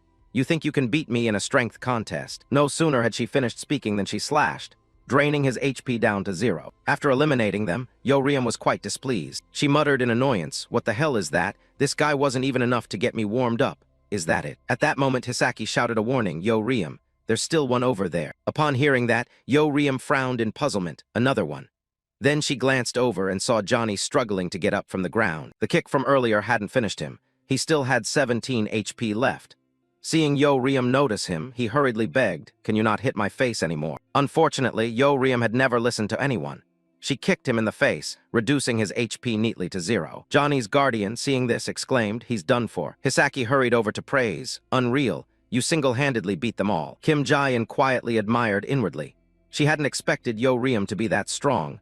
No wonder she's so famous. But what surprised her more was Yo Riem's guardian, Jae-T. Despite having restricted mana sensing, he still located the other team so quickly. In this training session, the battle commander wasn't allowed to use mana. Yet Jai-T timed Yo Riam's assault perfectly and ordered the attack without missing a beat. Such quick tracking ability and flawless command. Kim Jae-in was certain he had once been a top-tier battle commander of the Alliance. Just then, an announcement sounded. All members of Team 37 have died and will respawn at another location in 3 hours. Johnny's guardian quickly took his 3 people and left. Jai-T calmly watched them, then merely nodded slightly to the guardian. At that moment, a voice behind them cried out in surprise, "Look at this," which made Jai-T start and turn. It was Hisaki. He just checked the rankings and shouted in excitement, "We only defeated 1 team and were already 6th. Kim Jae-in nodded in agreement. The demon combat simulation had only just begun, so many teams were likely still fighting. In that situation, Yo Riam dominating a team without taking any damage guaranteed a top spot. Hearing that, Hisaki wanted to rush over and hug Yo Riam. "Man, Yo Riam, you're really good at this." But before he could even touch her, she clamped his mouth shut. Yo Riam complained, displeased. "What's so funny about this dried-up squid standing in the back watching?" She said, "When I charged in alone, what was Hisaki doing? Isn't he supposed to be the marksman? While I was fighting, he should have found a position and gotten ready to snipe, not just stand behind like an idiot." The 2 Hisakis were scolded at length by Yo Riam, and since she was clearly right, they could only bow their heads and apologize. Seeing this, Yo Riam snorted with contempt. "And don't get happy about being only 6th. We must take 1st place, understood?" she said, patting her chest, eyes full of determination. The 2 Hisakis had no choice but to nod in agreement, but Yo Riam wasn't finished. Still angry, she straightened Hisaki's clothes and scolded, "Hey, you dried-up squid, dress properly, you're not a child." Jai-T stood aside watching the scene and couldn't help but sigh. While they were fighting, Jae-ul had to stay home with the guardian, feeling extremely bored. Time passed like that. The demon combat simulation had been going on for 2 days. In the control room of the virtual dungeon, Gi-T walked in with a cup of coffee, muttering as he walked, "Today's the last day of the simulation, right?" "Which team is leading?" the teaching assistant asked. The TA replied immediately, "Team 1 is still on top, but Team 50 is closing in." Gi-T frowned in puzzlement. "Let's see. Team 1 is the Elite 52, but who is Team 50? The TA replied quickly, "It's the team with student Yo Riam." Jai-T was startled. "Yo Riam, that crazy kid." The TA whispered, "Yes, Yo Riam and 2 unguided students. Yo Riam's team only has her as the direct attacker, while Hisaki and Kim Jae-in are both marksmen." Gi-T commented on seeing this, "That's really a 1-woman team carrying everything. Could she be strong enough to climb to 2nd? The TA hurriedly said, "I think it's thanks to the Guardian acting as the battle commander pulling them up. Look at this." Then he opened the map. Gi-T cried in surprise when he saw it. "Oh my, what is this?" On the map was an almost perfect movement route, which left him astonished. The TA glanced at him and asked, could he have been a battle commander in the Alliance? Gi-T dismissed it, shaking his head. "Hey, did you forget I used to be a battle commander? Who in this field don't I know? I've never heard that name before." Saying that, he fell into thought. The noteworthy figure of Chingryong Academy, Yo Riam, and the prodigy praised by the magic professors, Yu Bom, all belonged to the clan established by that man named Jai-T. The important thing was that information about this man was too clean, as if erased with an eraser, which made Gi-T suspicious. While he was thinking, the TA hesitated and spoke up. "Professor, there's one point that worries me." Gi-T raised a brow and asked, "Yes, what is it?" The TA slowly began. "It seems Team 1 is using marking. The route of Team 1 never intersects with Teams 3 and 4, as if they're exchanging signals with each other." Hearing this, Gi-T squinted and asked coldly, "Hey, TA, are you a sports referee?" Which left the TA flustered. Gi-T snorted and explained, "Our subject is real combat. Without external communication, conveying intent to each other isn't cheating. It's strategy. Shouldn't we be praising them for that?" Hearing this, the TA realized and hurriedly replied, I hadn't thought of it that way." Shrugging indifferently, Gi-T continued, "But if teams meet and don't fight, that is truly cheating." Inside the dungeon, Yo Riam was furious, punching the wall so hard it cracked. She shouted angrily, "Hey, we've never died once and we've been scoring continuously, right?" Hisaki nodded slightly and replied, "Yes, that's right." Hearing that, Yo Riam grew unhappy and barked, "Then why are we still 2nd? Startled, Hisaki answered in a trembling voice, "Well, 2nd place is still very good." Yo Riam angrily punched and kicked him, watching his HP drop while she kept cursing, "I told you. I won't accept anything less than 1st. Kim Jae-in hesitated and opened her mouth, "Sorry, but can't you be satisfied with 2nd? Those words made Yo Riam start and turn to look back. Kim Jae-in felt briefly anxious, but still warned, "You're fine, but we're running out of stamina. And besides, there's not much time left." She said that if they pushed too hard, they might lose points instead. They should consider the current situation and play it safe. No sooner had she finished than Yo Riem suddenly closed the distance and stood before Kim Jae-in, who panicked. What's this? Yo Riem softened her tone and said, MMHMM, I get it. Apart from the start, you guys did well, stuck close to me. That's enough effort. Hearing that, Kim Jae-in was moved. Yo Riem. Before she could finish, Yo Riem burst out in anger again, but it's precisely because of that you lot can't do anything. As she said this, she squeezed Kim Jae-in's shoulder, making her cry out in pain. But Yo Riem didn't care and continued berating them. Do you know why others look down on you and call you idiots? Because you don't have guardians. Jai-T stood aside observing the surroundings, paying them no attention. With no one to stop her, Yo Riem ran rampant, shouting that it's because you give up as soon as you're tired. The loser mentality is ingrained in your brains. She said, on the very first day you two said you wouldn't hold me back. So stand up and stop living like losers. Hearing that, Hisaki looked up at her. Kim Jae-in bit her lip fiercely. She had felt the weight of what Yo Riem had said. Then immediately the two shouted in unison, we can do it, we'll take first place. Seeing them cheer, Yo Riem smiled in satisfaction. At that moment, Jai-T suddenly spoke. Lecture over, come here for a moment. The three of them quickly went over and saw strange markings appear on the wall before them. Yo Riem snorted, yeah, no wonder I felt something odd. Do those guys use this mark to signal each other? Hisaki nodded in agreement. I checked elsewhere and saw similar marks. Thinking back, I feel like I've heard of seniors forming alliances to avoid clashes. He said the mark was probably left by them, but it's only suspicion. Jai-T hesitated and said, there's no solid proof. Should we report this to management? It's not too late now. But Yo Riem fell silent in thought. After a long moment, she scoffed and said, no need. Kim Jae-in looked at her in confusion, and Yo Riem put on a sinister smile and said, I have a better idea. This will make those bastards learn their lesson properly. Elsewhere, Team 1 was also constantly checking the rankings on the information board. Team 1 is currently ranked first. A chubby blonde in the team checked the time on the display. 0 hours 40 minutes 35 seconds remaining, then announced to the team, it's almost over. 40 minutes left until the simulation ends. The red-haired girl in front suddenly turned and asked him, is Team 50 still in second? The blonde quickly confirmed, yes, but don't worry. So long as we don't die, first place will be ours. Then he added with interest, and the captain of the second-ranked team is that kid Yo Riem, right? I heard she's great at fighting. Didn't expect she'd be this formidable, a freshman up to second place. If they don't have a perfect plan, it could be dangerous for us. Those words barely left his mouth when the person ahead froze slightly. The red-haired girl immediately realized the situation and hurriedly snapped at the blonde, hey, no matter how good she is, she's not better than our captain.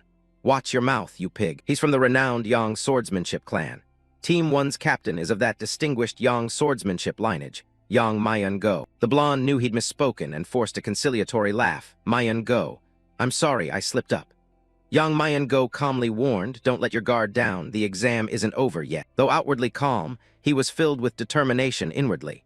No matter how strong Yo Riem was, his goal was to take first in this exam to gain recognition from his clan head. He seethed, remembering someone else. Just wait, I'll prove I'm superior to that Yang Ti-ha. Just then their instructor looked uneasy and asked the group, hey, you haven't changed plans midway, right? Yang Mayan-go responded at once, no, sir. What's wrong? But the moment he looked ahead, he was startled. The walls ahead were covered with numerous markings they'd placed. The blonde, seeing them, panicked and shouted, what, why are there so many markings? How are we supposed to know who passed through and which way we should go now? He ground his teeth in anger. Who pulled this stunt? The red-haired girl warned the group, stay calm, someone's coming. From the tunnel ahead came the sound of a group approaching. As soon as they saw those people, Yang Mayan-go exclaimed in surprise, are you people Team 3? The Team 3 members also stared back. Team 1. The blonde was now confused too. We're supposed to be allies. The red-haired girl immediately asked Yang Mayan-go for instructions. Captain, what should we do now? Without hesitation, he answered, what else? Kill them, and drew his weapon. The Team 3 members were thrown into turmoil by the situation. Hey, they're going to fight for real. Should we pretend to lose? The Team 3 captain, more composed, immediately rejected the idea and cursed, you idiot. Do you think Instructor Gi-T is stupid? I don't know what to do now. Finally, he swore and decided, God damn it. It's too late, just attack first. At that command, both sides rushed in and engaged in close-quarters combat. On a high cliff nearby, Yo Riem's group watched with interest from above, watching them tear each other apart. Hisaki couldn't believe the scene below. No, he didn't expect the plan to actually work. Yo Riem, still excited, asked him, want to bet on who wins? A few minutes earlier, Hisaki and Kim Jae-in had both looked at Yo Riem in surprise. You're using those marks against them. Yo Riem pointed at the marks on the rock and explained to the two, that's right. Even if we don't know what the marks originally meant, We just need to redraw them enough that they don't recognize them. Their roots will be confused and their plan will collapse on its own. My plan is that simple. Hisaki and Kim Jae-in followed her instructions, walking around and filling the area with similar markings. In the meantime, Yo-Riem would split off to hunt others for extra points. If she ran into the first-place team, she'd beat them to pieces. Kim Jae-in hesitated and interrupted. Hey, I have a question. What if we wander and run into another team? Having anticipated the question, Yo-Riem pointed at Jae-T, coward. I'll lend you this uncle to lead the way. Know your route and run. He protested indignantly, am I a tool? But Yo-Riem asked him nonchalantly, so my plan okay? Jae-T was silent for a moment, then finally nodded in agreement, fine. Receiving his approval, Yo-Riem smugly thought, I knew it. This plan is badass, no words needed. Back to the present, Yang Mayan-go finally defeated the captain of Team 3. The announcement board immediately displayed. Team 3 has been eliminated. The red-haired girl, clutching her injured shoulder, weakly told Yang Mayan-go, Captain, I'm sorry, I died. He calmly replied, it's fine, we wiped out Team 3 so our points even went up. If we survive like this. At that moment a voice cut him off, who said you lot are going to live. Yang Mayan-go startled and became alert. Who's there? Yo-Riem leapt down from the cliff and theatrically replied, asking who I am. In this chaotic time, I'm the true villain here. Before her appearance, the atmosphere fell silent in an instant. Yo-Riem calmly faced Yang Mayan-go, while he looked at her suspiciously, wondering, could this be the one who ruined our plan? But he quickly glanced up at the cliff. They're up there. Hisaki stuck his head out and told Yo-Riem, we'll cover you. Seeing the two of them, Yang Mayan-go smiled coldly. He quickly ordered, Wei, you're still able to move, right? Up there are 2 members of Team 50. Deal with them. The blonde objected resentfully. Can't we just not retreat? Stalling like this would win us the match. Yang Mayan-go immediately spoke sternly, Wei. He glared at the man threateningly. Don't make me repeat myself. Wei fell silent but cursed inwardly. Damn it, who does he think he is? But in the end he agreed aloud, got it. I'll head back immediately. With a single jump, he leapt up to the cliff, where Hisaki and Kim Jae-in were hiding. He greeted them with a jeer at their terrified faces. Hey kids, then arrogantly twisted his arm and slowly advanced. I'm a bit busy, so let's finish this quickly. The two of them screamed in unison, then turned and ran, run. Wei also shouted, where are you running to? Then dashed past Jae-T and chased below. Yo-Riem heard the shouts echoing from above, and remarked with amusement, look, the flying pig. But then she was suddenly startled, quickly drawing her sword. She blocked an attack from Yang Mayan-go, who had struck while she was distracted. He growled a warning at her. Now's not the time to be distracted. Yo-Riem swung her sword forcefully, pushing him back. As she steadied herself, Yang Mayan-go suddenly asked, your name is Yo-Riem, right? I didn't expect you could ruin my plan. Credit where it's due. You're not just a brawler. Yo-Riem sneered back, colluding and calling it strategy, you idiot. Yang Mayan-go arrogantly replied, stop right there. No matter how much you struggle, first place belongs to the Yang clan. Yo-Riem confidently swung her sword. No way. She turned to Jae-T, who was calmly watching the fight above, and declared confidently, because first place belongs to our Yu clan. Elsewhere, Hisaki and Kim Jae-in were desperately running with Wei pursuing behind. The man shouted angrily at them, behave and stop, you first-year brats. Kim Jae-in ran ahead trying to encourage Hisaki following behind. Hold on a bit longer, Hisaki. That pig just fought, so he must be pretty injured. When he tires, we'll counterattack. But Hisaki was gasping for air, eyes rolling back, mouth agape, stammering to her, what did you say? I can't hear clearly anymore. Hisaki's state made Kim Jae-in scream in terror. Startle me. He looks 10 years older. Hisaki croaked back to her, Kim Jae-in, you run? I can't run anymore. Kim Jae-in tried to both encourage and threaten him, don't give up. Do you want to die by Yo-Riem's hands? Hisaki suddenly snarled at Kim Jae-in, no. I'm not giving up. I'll leave the front to you and Yo-Riem. Saying that, he turned and fired an arrow straight at Wei, which made the man flinch immediately. Meanwhile, Hisaki remembered his past of being bullied and poured out all his resentment. I'm sick of being looked down on for having no protector and being weak. He resolutely drew his bow. I won't run away anymore. But the arrow fell weakly halfway, leaving all 3 frozen. Finally, the first to speak up was Hisaki. He shouted in panic. Maybe because I was busy erasing marks earlier, my arms exhausted. Wei reacted quickly, jumping up and punching Hisaki square in the face. You scared the hell out of me, you dog. Just that one punch knocked Hisaki out. Kim Jae-in anxiously drew her weapon and called him idiot Hisaki. But immediately Wei grabbed her face. The man aggressively slammed Kim Jae-in against the wall. Where do you think you're going? After restraining Kim Jae-in, he sneered and said, hey, I've checked your and that dried fish guy's records. Don't you two have any protectors? You trash were pulled up to 2nd place and think you're something special. Kim Jae-in suddenly laughed through her teeth, only second place. Wei was momentarily taken aback by the situation, then heard Kim Jae-in say coldly, "Sorry about that," and a gleam flashed in one of her eyes. Kim Jae-in was activating the archer support skill. She declared firmly to him, "We care about first place more," and the gun in Kim Jae-in's hand aimed straight at the glowing Wei. He cried out in confusion, "Wait," but as he instinctively put his hand up to block and dodge, Kim Jae-in's shot went straight upward. Wei, seeing her attack miss him, finally exhaled in relief. "Shit, that scared me." Then he aggressively insulted her. "Kim Jae-in, your mana gun can't even fire properly and you want first place. Know your place." But she laughed coldly and replied, "What are you talking about? I'm using it correctly." Her gaze fixed on the boulder falling straight toward Wei's head. In an instant, the large rock slammed into his head. Wei suddenly realized, could it be that it wasn't aimed at him, but at someone above? Wei was finally taken down by Kim Jae-in, and she herself slumped against the wall, exhausted, whispering, "Yo Riem, I did my best, really." The system announcement immediately updated. Remaining members of Team 1. A red-haired girl from Team 1 suddenly opened her eyes. The instructor standing nearby asked her with concern, "Awake?" She shook her head slightly and quickly sat up. "Yes, I'm a bit dizzy." Then anxiously asked about the situation. "My guardian, my team, how is everyone?" He quickly answered her, "Wei is dead, and Yang Mayan-go is still fighting." She couldn't believe it and looked toward the ongoing battle. What, is the captain at a disadvantage? Because of that petty girl?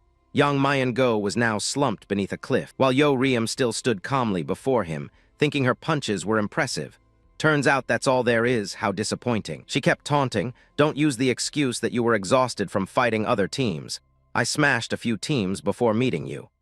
Yang Mayan-go gritted his teeth angrily and retorted, "Don't act like the victor." He lunged fiercely, swinging a heavy slash at Yo Riem and snarling, "How dare a low-class family have that nerve?" But immediately afterward, his crown was pressed down by a hand. Yo Riem from above sneered, "The low-class one is your actual strength." As she said it, she kicked down hard on Yang Mayan-go, but her expression immediately grew, even more exhilarated. When Yang Mayan-go raised his sword to block the knee pinning him, "Block that." Yang Mayan-go used all his strength and flung Yo Riem off of him with force. At this point he had to admit, "Fine, I admit you're stronger than I expected, but you lack sword mastery." His voice instantly turned threatening, his expression extremely dark.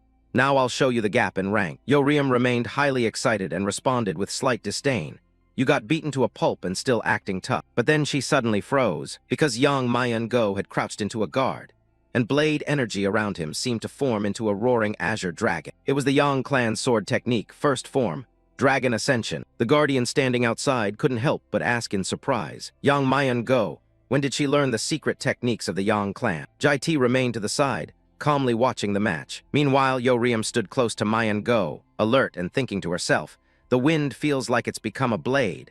Could this be the Yang clan's swordsmanship?" But that only made her more exhilarated. Pretty cool, actually. Yang Mayan-go now rode atop the surge of blade energy and charged straight at Yo Riem. He arrogantly shouted at her, "No matter how strong you are, with that wild style you can't touch the famed swordsmanship of the Yang clan." Yang clan swordsmanship, second form, Dragon Endurance Pierce. Yang Mayan-go swept past Yo Riem like a gust of wind, launching several sword strikes at once, aiming straight at her. Yo Riem felt as if Yang Mayan-go's razor-sharp blade energy had pierced straight through her, while he was still smugly murmuring to himself, "Who would have thought my first time using swordsmanship would be here?" Yang Mayan-go recalled his grueling training days, years spent secretly hunting himself to manifest the dragon's sword. He gripped the sword he just struck with, thinking proudly that real combat is the ultimate proof.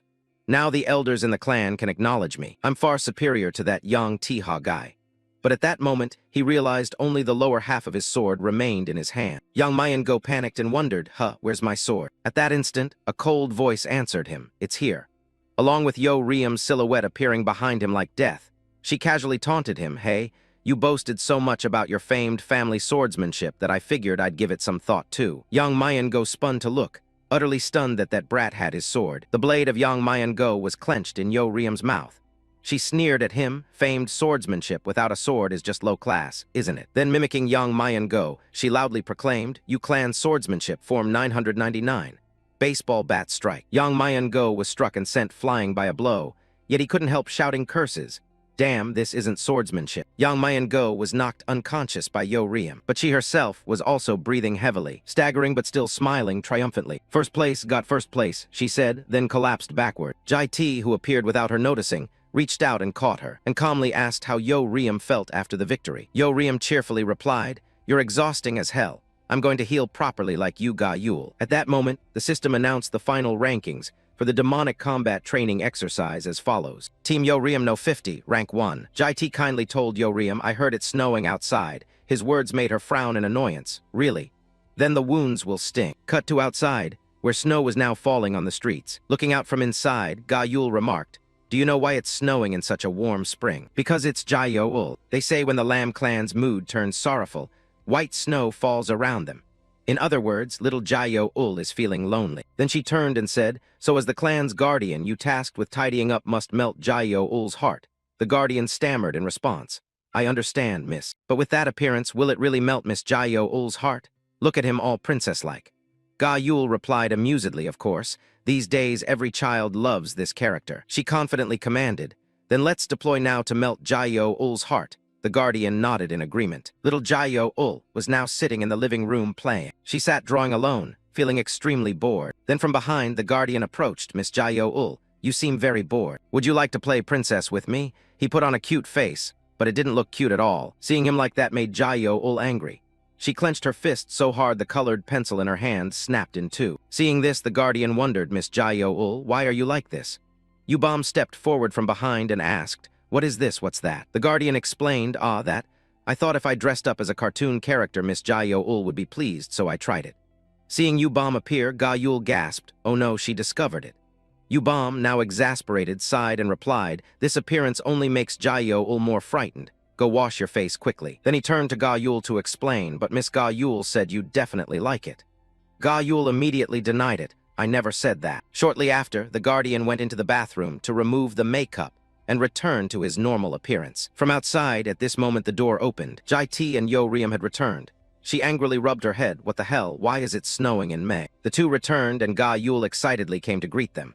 Uncle, Sister Yo Riem, it's really been a long time. Did you have fun? Yo Riem shot an annoyed look, thought you were just out having fun. The girl asked, weren't you just out playing?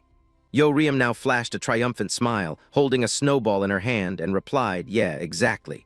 So while coming back from playing, I brought one for you. Immediately realizing her intent, Ga Yul turned and ran, but Yo Riem had anticipated this. She grabbed the strap of Ga Yul's clothes, stuffed the snowball down her back, and laughed loudly, here, take it. An icy chill shot through, making Ga Yul scream, it's freezing. What did you put in my back? A chunk of snow? Yo Riem answered, yeah, and I threw in a little dog poop as a bonus. Hearing that, Ga Yul's eyes teared up. I hate you. Yubam then stepped forward to check in. You've worked hard, uncle, he nodded in greeting to her. Then he turned his gaze down toward little Jai Yo Ul. He asked, what's this? Yubam replied, it's a gift from Jai Yo Ul for you. Picking up the drawing she had just made, he explained with delight, this is me, and these two are Yo Riem and Ga Yul, right? And the one cleaning, and the one holding Jai Yo Ul are. Yubam answered, I think that's you. He asked again, how's this? Yubam continued, because you're the one holding Jai Yo Ul. At this, the corner of his mouth twitched into a smile, and he turned to make a suggestion. Let's go somewhere tomorrow, 2 days and 1 night. This made Yubam pleased. You want to travel. Maybe it's thanks to Jai Yo Ul that your mood has improved. He glanced away evasively and said, not entirely, though. Noticing this, little Jai Yo Ul's mood brightened considerably. Along with that, sunlight returned to the town, dispelling the previous chill. This surprised the people below a bit. Look, the snow has stopped. This place is about 2,000 km north of the Mongolian border, within Russian territory. Over 20 years ago, it was used as part of a military base during wartime, but now it's an extremely secret location with no human traces. The extended family was now present there. Ga Yul exclaimed with delight, wow, it's so beautiful. She playfully splashed the water and asked him, how do you know a place this beautiful? Look how clear the water is. You can even see the bottom. He replied, I learned about it back when we were assaulting the fortress. Yo Riem lay on the car roof yawning. Honestly, we could just teleport here. Why bother renting a car?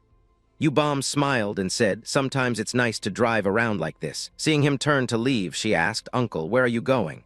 He answered, I'm going to pitch a tent nearby and look for food. Go have fun, kids. She asked, can I come with you? He replied, you're the oldest sister. You should take care of Jai Yo Ul. Being refused made the little girl a bit sad. And all of these actions were within Yo Riem Quota's sight. She pushed up her glasses and looked on with a scrutinizing gaze. After a while of fussing, he had finished pitching the tent and began to light a fire. After the fire was lit, he went a search for food. Holding a purple mushroom in his hand, He hesitated for a moment, but then decided to take it. Upon returning, he told everyone, "Everything's ready, come on over." Then his expression suddenly tightened slightly. Little U-Bomb replied, "It's all done already. We finished playing and are snacking now." What caught his eye earlier was the kids in bikinis looking so refreshing. Muttering about the swimsuit, she quickly answered, "Yes, it's the bikini I wore at the mall before." "Uncle, you still remember." She continued, "Uncle, you actually wanted to look, didn't you? How I look in a bikini." He put on a mock-serious young man face and said, "Go put your clothes back on." Yo-Riem stepped in to tease what's with avoiding eye contact. "Are you embarrassed? Do you see us as women now? You said you'd help pitch the tent but didn't check what kind. If I knew I'd have worn a super sexy micro bikini here." He was left speechless, unable to reply. After that, Yo-Riem was punished by him and flung straight into the river. Ga-Yul watched delightedly and said, "That's the punishment for stealing my cup noodles, big sis." And so a long day passed. Dusk arrived. The kids' faces looked a little disappointed as they stared at the pot of food before them. Looking at the purple pot that looked as if it couldn't be more poisonous, Ga-Yul wondered, "What's this?" He replied, "Mushroom hot pot." Yo-Riem asked again, "Isn't that poisonous mushroom hot pot?" Ga-Yul added, "When I was in the Amazon, I ate too many poisonous mushrooms, so I don't want any more." U-Bomb exclaimed, "You even survived there." Just smelling it made Yo-Riem wrinkle her face like a monkey's. Oh, fate. Talking about poisonous mushrooms, just looking at it makes it look like an abscess. Even the stray dog next door wouldn't touch it. He snapped, "Yet the food U-Bomb cooks is always eaten clean." U-Bomb pouted, "Uncle, are you insulting my cooking? Last time you even praised my food as tasty." Those words startled him a bit. He could only clear his throat to dodge the topic. Yo-Riem continued, "Anyway, I don't want to eat this. Before I flip this table, bring out the instant noodles." Ga-Yul angrily retorted, "You already finished them earlier." Paying no attention to them, U-Bomb nudged Jayo-ul closer to the pot, then scooped a spoonful into her mouth and chewed voraciously. This drew the attention of the others. Seeing that, Ga-Yul shouted, "Jayo-ul, don't eat just anything from there." Yo-Riem intervened, "Hey, spit it out now, hurry up." He at the back remained calm, "It's actually good for your health." Contrary to everyone's expectations, the little girl put on a delighted face and exclaimed, "Delicious, very tasty." This surprised the other kids as well. "She can talk now, really." The little girl ate another spoonful and giggled. Ga-Yul blankly asked, "Jayo-ul can speak." But as soon as she said it, she realized how silly she sounded. "What am I saying? Of course she can speak. She could speak from the moment she was born." Saying that, Ga-Yul rushed over and hugged Jayo-ul tightly, laughing, "Oh my God. So it's not that you couldn't talk before, but that you didn't want to? You wanted to talk all along, but held back until now." Yo-Riem nearby snorted teasingly. Wasn't it because noisy blonde sister annoyed her, so she told herself she couldn't be like that? Ga-Yul, displeased, retorted, "What are you saying?" "I'm naturally quiet." Jai-T paid no attention to that bickering pair. He glanced at U-Bomb and asked, "Did you know about Jayo-ul?" U-Bomb nodded softly and replied, "Yes, I heard her speak when you weren't home." Jai-T asked suspiciously, "Then why didn't you tell me?" She replied calmly, "Because she wanted to choose when to speak herself. The first person she wanted to talk to was you." While the two were talking, Yo-Riem and Ga-Yul continued arguing loudly. Jai-T, on the other hand, didn't pay attention to them. His gaze suddenly grew sharp. In one past loop, he had locked the adult Than Long in a cell, and she had tried to escape. At that time, Jai-T, furious, captured her and stepped on Than Long's body. He said coldly, "How many times must I tell you to understand? Than Long, you cannot leave here." Even though Than Long was badly injured and Jai-T's foot was on her face, she kept murmuring, "Please release me. You will need me." Jai-T remembered this and suddenly froze. But standing before Jai-T now was a very young Than Long, the girl leaning on him like that. He truly didn't know what to do. Jayo-ul didn't understand Jai-T's tangled thoughts. She still wore an innocent smile and murmured, "The food is very good." That smile was something Jai-T had never seen in previous lifetimes. He must not regret having treated this fragile child poorly. Indeed, Jai-T absolutely must not feel regret, because regret is the beginning of the curse for one who loops back. Thus the replayer can only pray inwardly. Thinking that, Jai-T sat down facing Jayo-ul. This action left Yo-Riem and Ga-Yul stunned. U-Bomb, meanwhile, watched him eagerly, focused. Right then, Jai-T pressed his forehead to Jayo-ul's and murmured softly, "Thank you." The girl also gave a sincere smile, enjoying the warmth, at least in this loop. Jai-T hoped she would grow up strong and healthy. Shortly after, they still finished the mushroom hot pot that Jai-T had cooked. Yo-Riem looked at the empty pot and pouted, muttering, "I'm still hungry. It's all gone." Ga-Yul snorted coldly and taunted, "Earlier you said even the dog wouldn't eat it." U-Bomb then spoke up, "Hey kids, he cooked so cleaning up is your job." It's just that he hadn't finished saying that before Yo-Riem stood up, waved her hand and said, "Ga-Yul, you Jayo-ul, you two clean it up yourselves." Ga Yul, outraged, shouted, "That's cheating, where are you going?" Yo Riem replied nonchalantly, "Going to smoke and exercise after eating, you fools." Just then, a hand suddenly landed on her shoulder. It was Yu Bam. Her tone was slightly cold. "Yo Riem and Yu Ga Yul, clean up." Yo Riem stiffened instantly and remained unresponsive for a long moment. After a while she sighed reluctantly, "Fine, I'll do it, happy now." No sooner had she spoken than she created a magic circle. Yu Bam, seeing this, asked suspiciously, "Yo Riem, isn't that a summoning circle?" She answered calmly, "Wait and see." Very quickly after, Yo Riem pulled a head out from inside the circle. She complained irritably, "Its face is so heavy. Get out here, come on." As soon as she finished speaking, the guard immediately appeared and asked suspiciously, "Miss Yo Riem, why did you summon me? Could it be that everyone is afraid I'll be lonely at home by myself?" "Too bad you're wishful thinking." Yo Riem put her arm over his shoulder and pointed to one side, the pile of bowls and pots they had eaten from. She raised an eyebrow and smiled, "What are you looking at? Go clean them up." With no other choice, the guard had to get to work. Yu Bam comforted from the side, and Jai T, who had just returned, saw this scene and couldn't help but be puzzled. He frowned and asked, "Why is that servant here?" Yo Riem answered nonchalantly, "Because he's a servant." Ga Yul sulked and scolded, "You're really mean." Yo Riem refused to concede and suggested with a pout, "Then you help too." Hearing this, Ga Yul felt ashamed and loudly cheered, "Go for it, servant." At that moment, Jai T noticed something and glanced in one direction. Then he spoke sternly, "You girls get into the tent now." Ga Yul asked suspiciously, "Is something wrong, uncle?" Jai T didn't answer.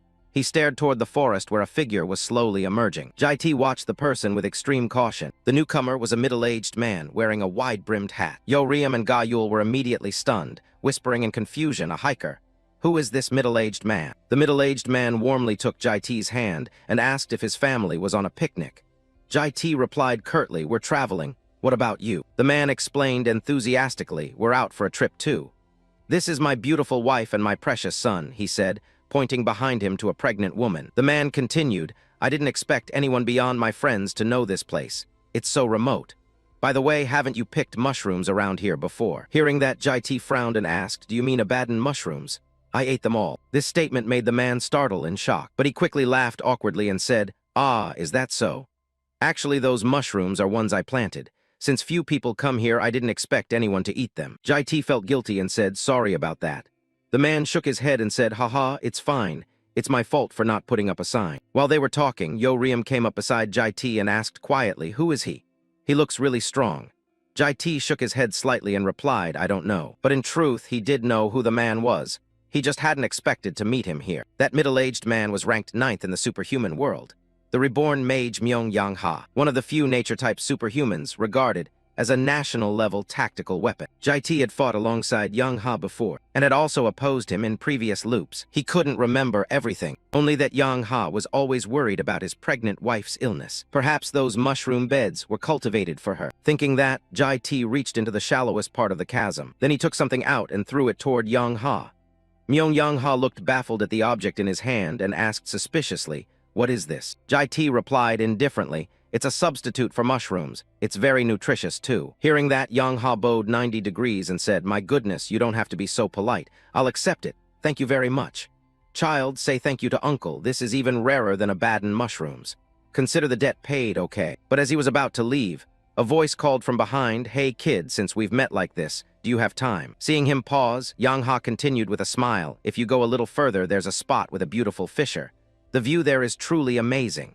Everyone, shall we go together?" Jai T wanted to decline, but Yo Riem and Ga Yul beat him to it. Ga Yul excitedly interrupted, "The scenery sounds beautiful. I love it." Yo Riem, on the other hand, boldly proposed, "What scenery? You look capable. Wanna fight me?" Hearing that, Yang Ha laughed out loud, "Haha, these girls are straightforward, but I don't much like fighting." Jai T sighed helplessly. Those two really were something. Just then, a vine suddenly appeared from the ground. In an instant, it wrapped around the waists of Yo Riem and Ga Yul, startling them. And before they could react, Yang Ha lifted them up high. He cheerfully said, "Come on, buckle up. Let's go enjoy the scenery." Yang Ha's wife, feeling embarrassed, said, "Oh dear, sorry about him. My husband is a bit childish." Jai T shook his head and replied, "It's fine. We'll clean up here and follow. Go ahead without us." Yang Ha's wife nodded at that and went after Yang Ha, who had already run off. Only then did Yu Bam approach, smiling, "It's lively. Looks like two families out on an outing together. But do you know how we're different from that family?" Jai T answered without hesitation, "Because we're not a real family." After hearing that, Yu Bam laughed and shook her head, "Not quite. Listen to me. If you're the father, then I'll be the eldest sister, those others will be the younger siblings. But then there would be no mother. Isn't that a problem? That made Jai-T stunned, unsure how to respond. Without waiting for his reaction, Yubom removed her hair tie, letting her long, curly hair blow in the wind. She then stepped in front of Jai-T and faced him. Raising an eyebrow, she said, "I think I should become the mother." Saying that, Yubom smiled gently, her eyes full of sincerity. Jai-T was stunned, not knowing how to react. Seeing his reaction, Yubom couldn't help but snort with laughter. She then patted his shoulder and laughed. "Just kidding, I'm just joking. Your ears are red again." He hurriedly covered his ears, and Yubom pushed further. "Your ears are really red. Take your hand away so I can see." He shooed her irritably. "That's enough joking. Go chase after them." At that moment, the voice of the Duke's shadow came into his ear. "Master, I've found a lead related to Prototype X." Jai-T frowned at this, a thought briefly flashing across his eyes. After a long moment, he spoke. "You go ahead." Yubom froze, unsure of his intent. He said coldly, "I'll handle something and come back." Yubom hurriedly called after him, "Uncle," but Jai-T had already stepped straight into the spatial gate. Yubom watched his retreating figure and muttered in confusion, "Where is he going at this hour?" The guard couldn't help guessing. If he says that maybe he's going to the bathroom. Must be urgent, huh? Yubom was speechless and glared at him. Raising an eyebrow, she asked, "So you finished cleaning and now have time to joke?" The guard nodded. "Yes, I've finished cleaning everything." Elsewhere in Moscow, Russia, a figure silently stood on the rooftop of a high-rise building. It was the Duke's shadow, currently disguised as a woman within the demon organization. Not long after, Jai-T appeared from the spatial teleportation circle. The Duke's shadow immediately bowed. "You've arrived, Master." Jai-T replied calmly, "I just stopped by briefly. I have to return right away." The Duke's shadow hesitated and suggested, "If you're busy, you could just call." Jai-T looked up at the dark sky and melancholic said, "I just wanted to breathe for a moment," which stunned it. But Jai-T ignored that and asked seriously, "What is X's whereabouts?" The Duke's shadow didn't think further and handed him a file, saying, "Please review this." Jai-T took it, frowning and murmuring. The Duke's shadow replied slowly, "This is the plan to send X to the front lines of the demons, the project to attack the superhuman alliance." Jai-T opened the file and looked through it. The Duke's shadow beside him kept explaining, "Recently, Master eliminated demons hiding in rare zones, throwing their organization into disarray. They've begun to realize something is obstructing them." He understood and nodded, so they decided to strike first. The Duke's shadow nodded. "Their target is a 70-person assault team. X will conceal their identity, infiltrate the unit, and kill everyone." Jai-T frowned slightly and asked, "What about X's personal information?" The Duke's shadow apologized. "I'm sorry, I haven't been able to find that yet." After a long silence, Jai-T burned the document in his hand and said seriously, "I'll go in person. You stay here and continue monitoring this area. Obediently, please be careful." The Duke's shadow nodded in acknowledgement. Over here, Young Ha's group had climbed to a mountaintop and spread mats, waiting in this spot. After chatting for a while, Young Ha learned Jayo-ul's name. He couldn't help laughing aloud. "So the baby's name means winter, and these girls are spring, summer, and autumn. These lovely girls cover all 4 seasons." Hearing his laugh, Yo-Riem muttered in displeasure, "Our names still feel like they were picked at random." Ga-Yul shrugged. "So what? I think it's cute, hee-hee." Yubom didn't join the conversation.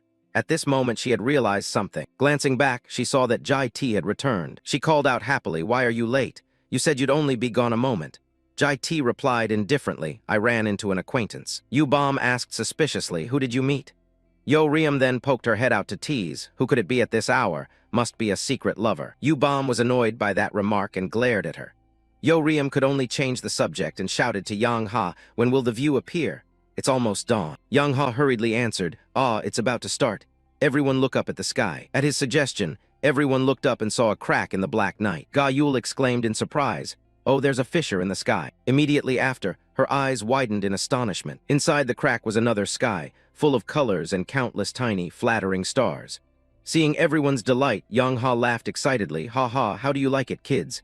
It's absolutely breathtaking, right?" Yo-Riem stared at the scene above, incredulous, muttering, "Oh my god, goosebumps." Ga-Yul quickly recorded it, excitedly saying, "It's amazing. This isn't an illusion, is it?" Yubom glanced at Jai-T and asked, "Uncle, have you ever seen anything like this?"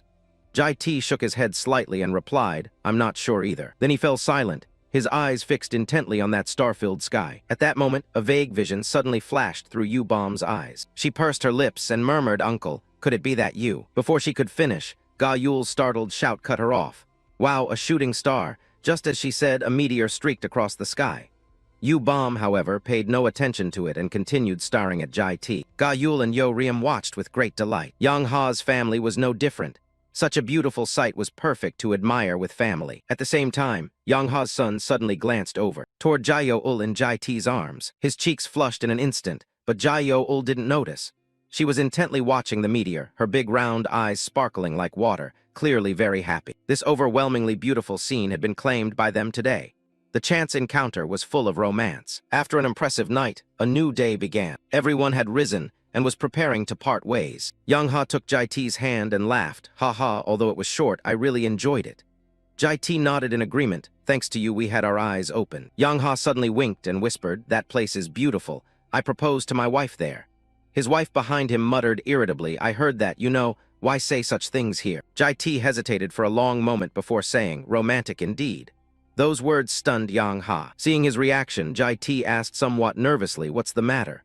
Yang Ha scratched his head awkwardly. I just didn't expect you'd say something like that. Do you have someone in your heart? That question sent Jai-T into silence. He suddenly glanced toward the riverbank, where Yu-Bom and Jai-Yo-ul were standing. Jai-T suddenly remembered a girl in the past wearing a white dress, with hair down to her waist, who also played joyfully by the river. Her smile was so beautiful it made one's heart flutter. Pain briefly crossed Jai-T's face, and he murmured softly, not anymore. Yang Ha was about to say something when his wife suddenly let out a dry cough and spat up a mouthful of blood. Yang Ha cried out anxiously, honey, are you okay? You haven't shown any symptoms recently, so why now? Seeing his wife unwell, he hurriedly took her hand and with his son stepped into the spatial gate. We'll excuse ourselves and go ahead. After saying goodbye to their family, Jai-T went over to Yu-Bom and spoke. Yu-Bom, Jai-Yo-ul, let's head back. But Yu-Bom stood there frozen, showing no reaction. Seeing this, Jai-T frowned, went over, patted her shoulder and called Yu-Bom. She startled out of her thoughts. He asked suspiciously, why are you standing there like that? Yu-Bom embarrassedly said, sorry, I was just lost in thought. Then she remembered something and said, oh, it seems Jai-Yo-ul doesn't want to leave yet. She's been staring at that pond the whole time. Hearing that, Jai-T fell silent and watched the little girl for a long while. Jai-Yo-ul sat there wide-eyed, looking down at the water, her eyes full of melancholy. After hesitating for a moment, Jai-T took a bottle and walked toward the water. This action of his left Jai-Yo-ul stunned. Jai-T smiled and said, let's come here again next time, okay? Jai-Yo-ul took the bottle of water from his hand. After a while, the little girl finally smiled, looking very satisfied. Just then, Yo-Riem stuck her head out of the car and, impatient, shouted loudly, come on, hurry up and move those feet. Elsewhere at the hospital, after returning, Yang Ha's wife was receiving an IV drip. Yang Ha sat beside the hospital bed, his silhouette utterly lonely. His wife had weakened to the point of needing a ventilator for support. He pressed his lips together and murmured, my dear. At that moment, a hand suddenly appeared and rested on Yang Ha's shoulder, startling him into looking over. He saw a youth standing there who raised an eyebrow and smiled. Hey, long time no see, we. This youth was ranked second on the global superhuman leaderboard, the first returned regressor. Outside the hospital, the patient and many others kept coming and going. Teen BM sat on the bench, tilting his head back to gulp down an orange drink. Yang Ha sat opposite, sipping his drink and chatting with a laugh. Haha, it's been a few months, BM. I heard you've been busy lately. You didn't even show up at the grand banquet. BM puckered his lips at that and said, I just stepped out to grab some stuff and thought I'd stop by to see how you're doing. I have to get back to the lab now. As he spoke, his gaze suddenly lingered on Yang Ha for a long moment. BM then slowly opened his mouth. I heard your wife was doing better recently, so what's this about again? Yang Ha sighed helplessly and answered, yeah, we just went camping not long ago and she relapsed. As he said this, he pressed his lips together. His face was full of sorrow. It's been 10 years. What use is medicine or magic, no matter how advanced? No one still knows what Hawan's illness is. If only during that great battle, Yang Ha had protected her better, how different things would be. If it weren't for that damned ancient virus, Hawan wouldn't be in this state. Yang Ha deeply regretted those times. Hearing this, BM couldn't help but offer consolation. You did everything you could. Then Yang Ha angrily crushed the can in his hand, gritting his teeth and muttering, I won't accept it like this. His outburst startled BM, but Yang Ha still tightened his fists and said, so what if I'm among the top heroes? What if I'm the world's strongest mage? Those things don't matter to me. I only want Hawan to be healthy.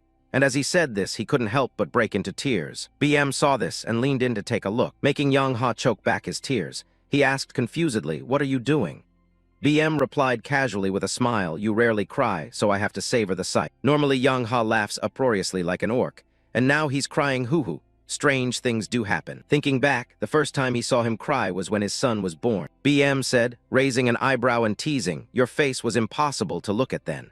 Yang Ha retorted angrily, "At least pretend to comfort someone, you psycho." BM shrugged indifferently, then tossed him something and said blandly, "I don't know how to comfort you. Take this." Yang Ha looked at the thing in his hand suspiciously and asked, "What's this?" BM slowly explained, "Try it on Howen, but don't get your hopes up. It's very good, and it was hard to obtain. I'm off. If Howen wakes, give her my regards." Hearing this, Yang Ha smiled. "If you had to go to the trouble to find it, it must be precious. Thanks." But at that moment, he suddenly remembered the ginseng he received from Jai T. He hurriedly called back, "Hey BM, can you take a look at this for me? I was gifted it. You've probably never seen one before." BM froze mid-step at those words. Then he turned his head and raised an eyebrow. "Even I haven't seen one." Elsewhere, at a jade-green stream, a monkey was madly chasing a bird, making the little bird scream for help. Jai-Yo-Ul sat on a rock not far away, watching the scene. Just then, a sudden voice rang out, "Jai-Yo-Ul," causing the girl to turn her head. Seeing the scene, her eyes involuntarily narrowed, because Jai T was standing off in the distance, his shirt unbuttoned to reveal firm abs. He's waving at Jai-Yo-Ul, "Come over, let's go play in the water." The sight was so flattering that Jai-Yo-Ul stared in fascination. Immediately after, the girl leapt off the rock and skated across the water. As she neared Jai T, Jai-Yo-Ul kicked off and jumped up, and so her body hovered in midair. But before long, she fell into Jai T.'s arms. He laughed happily, "Haha, got you. My Jai-Yo-Ul jumps really well, and she's so cool." Jai-Yo-Ul froze at that. "Cool, huh?" Jai T twirled her a few times in the air and laughed. Of course. Jai-Yo-Ul is the prettiest and the coolest. It turned out the beautiful scenes had just been Jai-Yo-Ul's dream.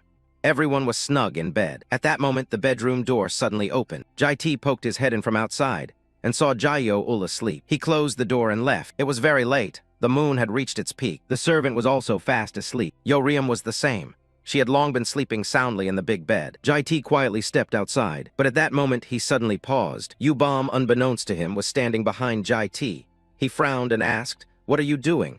Why aren't you asleep at this hour?" Yu-Bom spoke slowly, "Let me go with you." Jai T replied coldly, "I'm just going out for a bit. Go back to sleep." But Yu-Bom remained standing there and said seriously, "The urgent matter you need to go out for is related to why you left yesterday, isn't it?" He startled at those words, but quickly he asked sternly, "You saw something through the pattern, didn't you?" Yu-Bom spoke slowly, "I know. What's seen by patterning can't be spoken of. What I can say now is that you need me." Jai T didn't change his decision and said coldly, "This isn't your business, so." Before he could finish, Jai T suddenly froze, because Yu-Bom lunged forward and hugged him tightly. She whispered softly, "Do you think I'm just a child who needs protection, covering up the ugly things, avoiding the filthy? Do you think stuffing only good things into us will make us happy?" As she spoke, she tightened her grip and clutched Jai T's sleeve. Yu-Bom murmured quietly, "If I were like other children who only see the good, I wouldn't care. But I'm of the Six Dragon clan." He frowned at that and fell silent. After a long moment, he freed himself from Yu-Bom's embrace. Jai T said coldly, "I'm going." Yu-Bom couldn't persuade him. A look of disappointment flashed across her face. She bowed her head and murmured, "I'm sorry. If it's something very painful, very unpleasant, but must be done, what can I do?" Jai T paused in his step but didn't turn his head. He replied indifferently, "It still has to be done." Yu-Bom pressed her lips together and said, "Even if people hate, even if people suffer." Jai T just nodded casually. Then he continued toward the door, but he saw a large sword placed in front of the door. Yu-Bom explained slowly, "I borrowed it from the servant. It might be needed, but I hope you won't have to use that sword." Jai T was momentarily stunned as he looked at her, murmuring, "Yu-Bom, you." Before he could finish, Yu-Bom cut in with a smile, "Travel safely." Elsewhere, at the International Superhuman Association headquarters in Tokyo, preparations were underway for today's large-scale punitive operation. Notable powerhouse superhumans from the Alliance had gathered. The Alliance's 70-person strike team of the International Hunters had assembled. And of course there was one more person. The Alliance captain sat in the room, looking somewhat displeased. Jai T stood before him, raising an eyebrow and requesting, "You're the captain here. Give me a spot on the team." The request made the captain's face darken.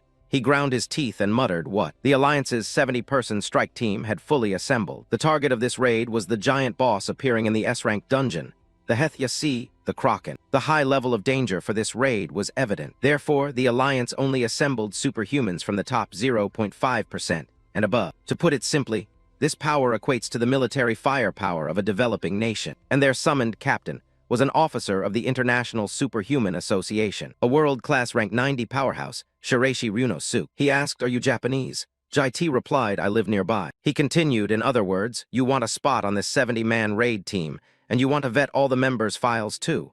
Jai T answered coldly, quick to understand. The corner of his mouth lifted with amusement. Ha ha. Then he covered his face with his hand and laughed loudly. That's right, knowing secret information about our operation and slipping past surveillance to stand before me proves you're no pushover. A dangerous operation like this would be lucky to have a strategist as strong as you on board, he said with welcome. Then he shifted his tone. Do you think I'd say that? He pointed forward, ready to strike, warning. The raid starts in a few hours. In this situation, no prior coordination, no connections, and you're not even one of us.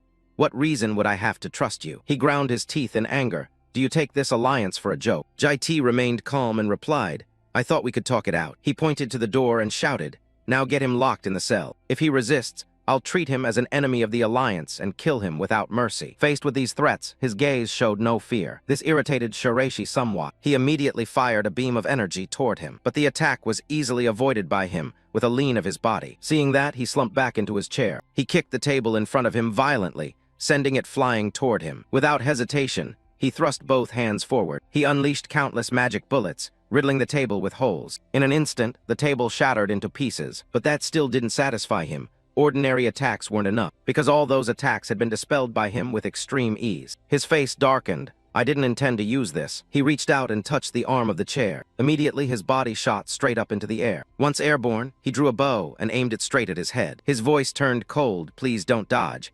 I don't want to punch a hole through this building's foundation. When ready, he used the judgment skill. An arrow tore through the air from behind. He still maintained a calm demeanor and reached out to snatch the arrow with remarkable precision. This made Shureishi's mouth twitch in alarm. Did he really catch the celestial bow of judgment, and so easily? While he was still stunned, his arrow was thrown back at him. The impact slammed his body hard into the wall behind him. Shattering it, he collapsed to the floor with a cry of pain. He stepped forward to stand over him. At this, his face still appeared composed. He advanced and asked, have you changed your mind? He stammered, not sure yet. If I keep refusing, what will you do to me? The other replied, probably skin you and wear it. A greenish mana aura radiated from him as he laughed through the pain. Ha ha. I may look young, but I'm older. Old people are tenacious. It'll be hard to wear me alive. Without hesitation, he used the Radiant March technique. His body sprang from its position. Quickly spinning, he ran toward the exit. As he ran, he gritted his teeth and thought, calm down.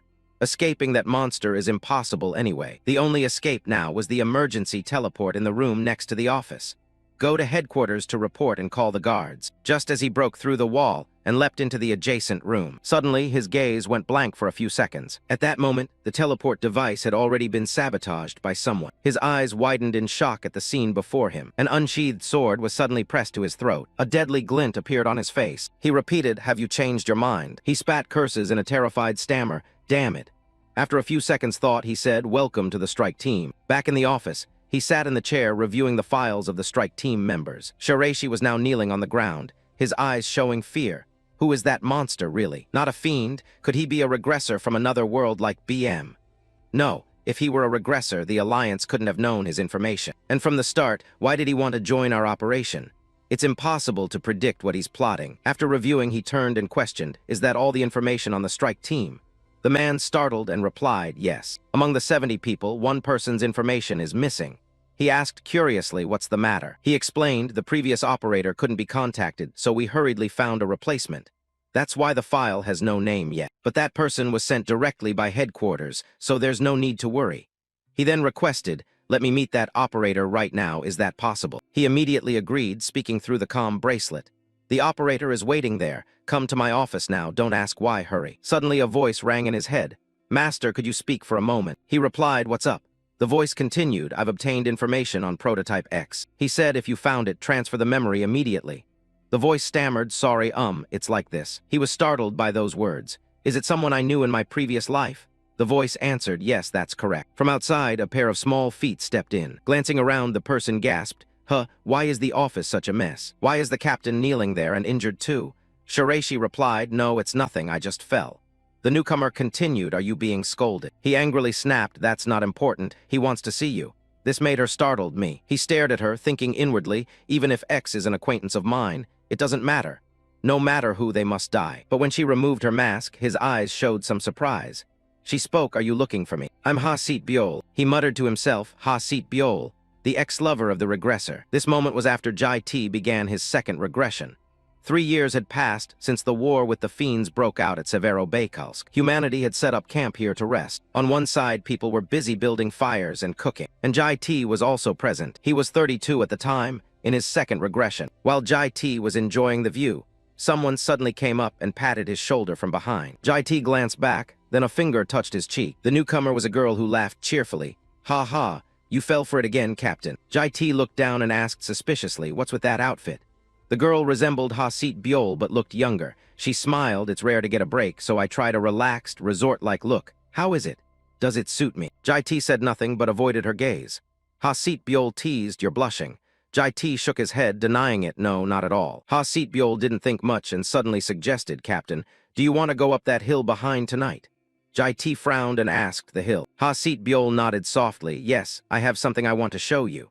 The two stood there talking, and those behind couldn't help whispering, "What's the captain's relationship with Hasit Biol?" It seemed they'd known each other a long time. Love indeed blooms even on the battlefield. At that moment, someone suddenly asked suspiciously, "Why did Hasit Biol join our mercenary group?" A young, beautiful woman being here felt out of place.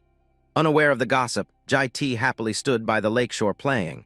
He lifted Hasit Biol horizontally, making her scream with excitement. Inside the shore, someone on the team suddenly exclaimed in surprise, "Don't tell me she fell for the captain at first sight and joined because of that." Hearing this, another person shook his head and denied it. "It's not like that. She originally worked at an orphanage. And as everyone knows, the war had broken out back then. The orphanage was destroyed, and all the children died." Hasit Biol was devastated. Afterward, she awakened as a superhuman combat coordinator, and thus was drawn into this grim place. Upon hearing this, the other person nodded in understanding. "So that's why. She always looks cheerful, so I wouldn't have guessed that past." That evening on the starry hill, Jai T and Hasit Biol really did come here. She waved excitedly and called him over. "Come here, come here." Hasit Biol glanced at Jai T and smiled. "You remembered our appointment, huh? I thought you'd forgotten." Jai T frowned slightly and asked suspiciously, "What's so special about this place?" Hasit Biol looked up at the moon in the night sky. She winked and said with a smile, "You're not romantic at all. There's a beautiful night sky here and a pretty girl like me." Jai T fell into thought at her words, and the atmosphere grew quiet. Seeing this, Hasit Biol blushed and cleared her throat. "Actually, there's something else here. You're aware my ability detects danger, right?" Jai T immediately became serious, frowned, and asked, "Do you mean there's something dangerous here?" Seeing his reaction, Hasit Biol panicked and cried out, "No, you're taking it too seriously. Close your eyes and just listen to me." He frowned suspiciously and shut his eyes tight. Then Hasit Biol spoke up. "My ability does detect danger, but once you're used to it, you can sometimes sense other things besides danger. If my feeling is right, what I sense this time is vibration." Hearing this, Jai T opened his eyes and asked in a low voice, "Are you going to say it?" Before she could finish, his eyes involuntarily narrowed. Because the sky was now filled with countless shooting stars, Jai T looked up in astonishment. At the same time, Hasit Biol suddenly took off running. Then she leapt straight into Jai T's arms. She looked up at him and cheerfully asked, "Do you see it? That's the vibration." Upon hearing this, Jai T seemed to be thinking about something. After a moment, he reached out and touched Hasit Biol's face. And a second later, Jai T kissed her in a deeply romantic moment. After a long while, he finally released Hasit Biol's lips. After a shy pause, Hasit Biol raised an eyebrow and teased, "The captain's lips are too dry. Let me lend you some balm." Jai T cleared his throat and nodded bashfully. And in the moment a shooting star streaked across the sky, Jai T proposed to Hasit Biol, "After this localized battle ends, let's get married." Hasit Biol, surprised, asked back, "Are you proposing to me so suddenly?" Jai T frowned and asked, "What's wrong? Don't you like it?" Hasit Biol shook her head. "It's not that I don't like it. If it's the captain's order, I'll obey." Jai T offered a rare smile at her words. That same night on the starry hill, they shared many plans together. But then disaster struck. In one battle, Hasit Biol was gravely wounded. Someone attacked the team with a knife. Many people fell, blood flowing like a river. And the one who struck was Jai T. He seemed mad, his hand relentlessly plunging the knife into Hasit Biol. But Jai T kept screaming, "Stop, please, please stop." It turned out someone behind him was controlling him. The destroyer-class superhuman Hace Gawa. He chuckled, the sound exquisite. "There's no thrill greater than killing the one you love with your own hands." Then Hace Gawa's tone suddenly hardened. He ground his teeth and demanded, "Why cause such a spectacle? Do you know how much damage you've caused us?" He said he had promised Hasit Biol he'd let him live, and told him to live and remember that forever. As soon as he finished speaking, Hace Gawa retracted the strings controlling his puppet. He turned and left, leaving Jai T standing there with a sullen face. He chuckled triumphantly. "Remember the consequences of daring to oppose us fiends." In that regression, Hasit Byol died by Jai T's hand, and that moment in his second regression became his torment. The moment he began killing, and the entire mercenary squad fell, Jai T's mission to save Earth had failed. He returned to the next regression. Back in reality, he saw Jai T dazed. Hasit Byol, alarmed, shouted, "Hey, are you okay?" Jai T finally snapped out of the past. He looked at Hasit Byol's finger pointing at him. Realizing this, Hasit Byol hurriedly explained, "I just nudged you because you were zoned out and saying nothing." This startled Shiraishi, who hastily warned, "What are you doing? Don't provoke him." Hasit Byol asked suspiciously, "Why is he someone important?" At that moment, Jai T used the pendulum clock power. The person whose malice needed checking was Hasit Byol. Quickly, Jai T learned that for some reason Hasit Byol's life path in this regression had changed, and she had become cursed. The superhuman had contracted with an abyssal entity and become a fiend. The entity bound to Hasit Byol was the seventh lord of the abyss, Rakshata. Jai T received all the information and immediately shut off his power. No need to think much. Who Rakshata is doesn't matter, your task is clear. Stop Rakshata. Thinking that, Jai T slowly spoke, "Hey, my position is wing guard, right?" Shiraishi, startled by the question, answered, "Yes, that's right." Jai T coldly demanded, "Switch me to combat coordinator.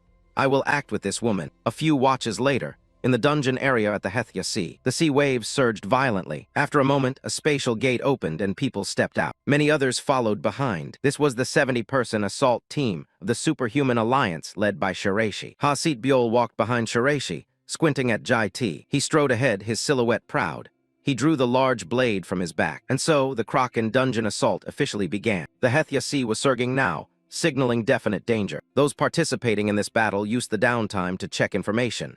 Seeing Jai T's name, they whispered in shock, "The combat coordinator." Someone grumbled unhappily. Why was someone suddenly added like this? And is it okay to let an unknown person join such a dangerous operation? Not far away, Jai T leaned against the cliff to rest. Shiraishi approached him and calmly said, "I already told the team you're an acquaintance of mine. Although a few people expressed doubt, it shouldn't be a big problem. You won't cause any more trouble, will you?" Jai T apathetically nodded and replied, "Yeah." Hearing that, Shiraishi was satisfied and said, "Fine. Once it's over, quietly slip away from me. I find this really troublesome." Hasit Byol, sitting on the ground, couldn't help speaking up. "I think you're putting pressure on them." Captain Shiraishi looks flustered.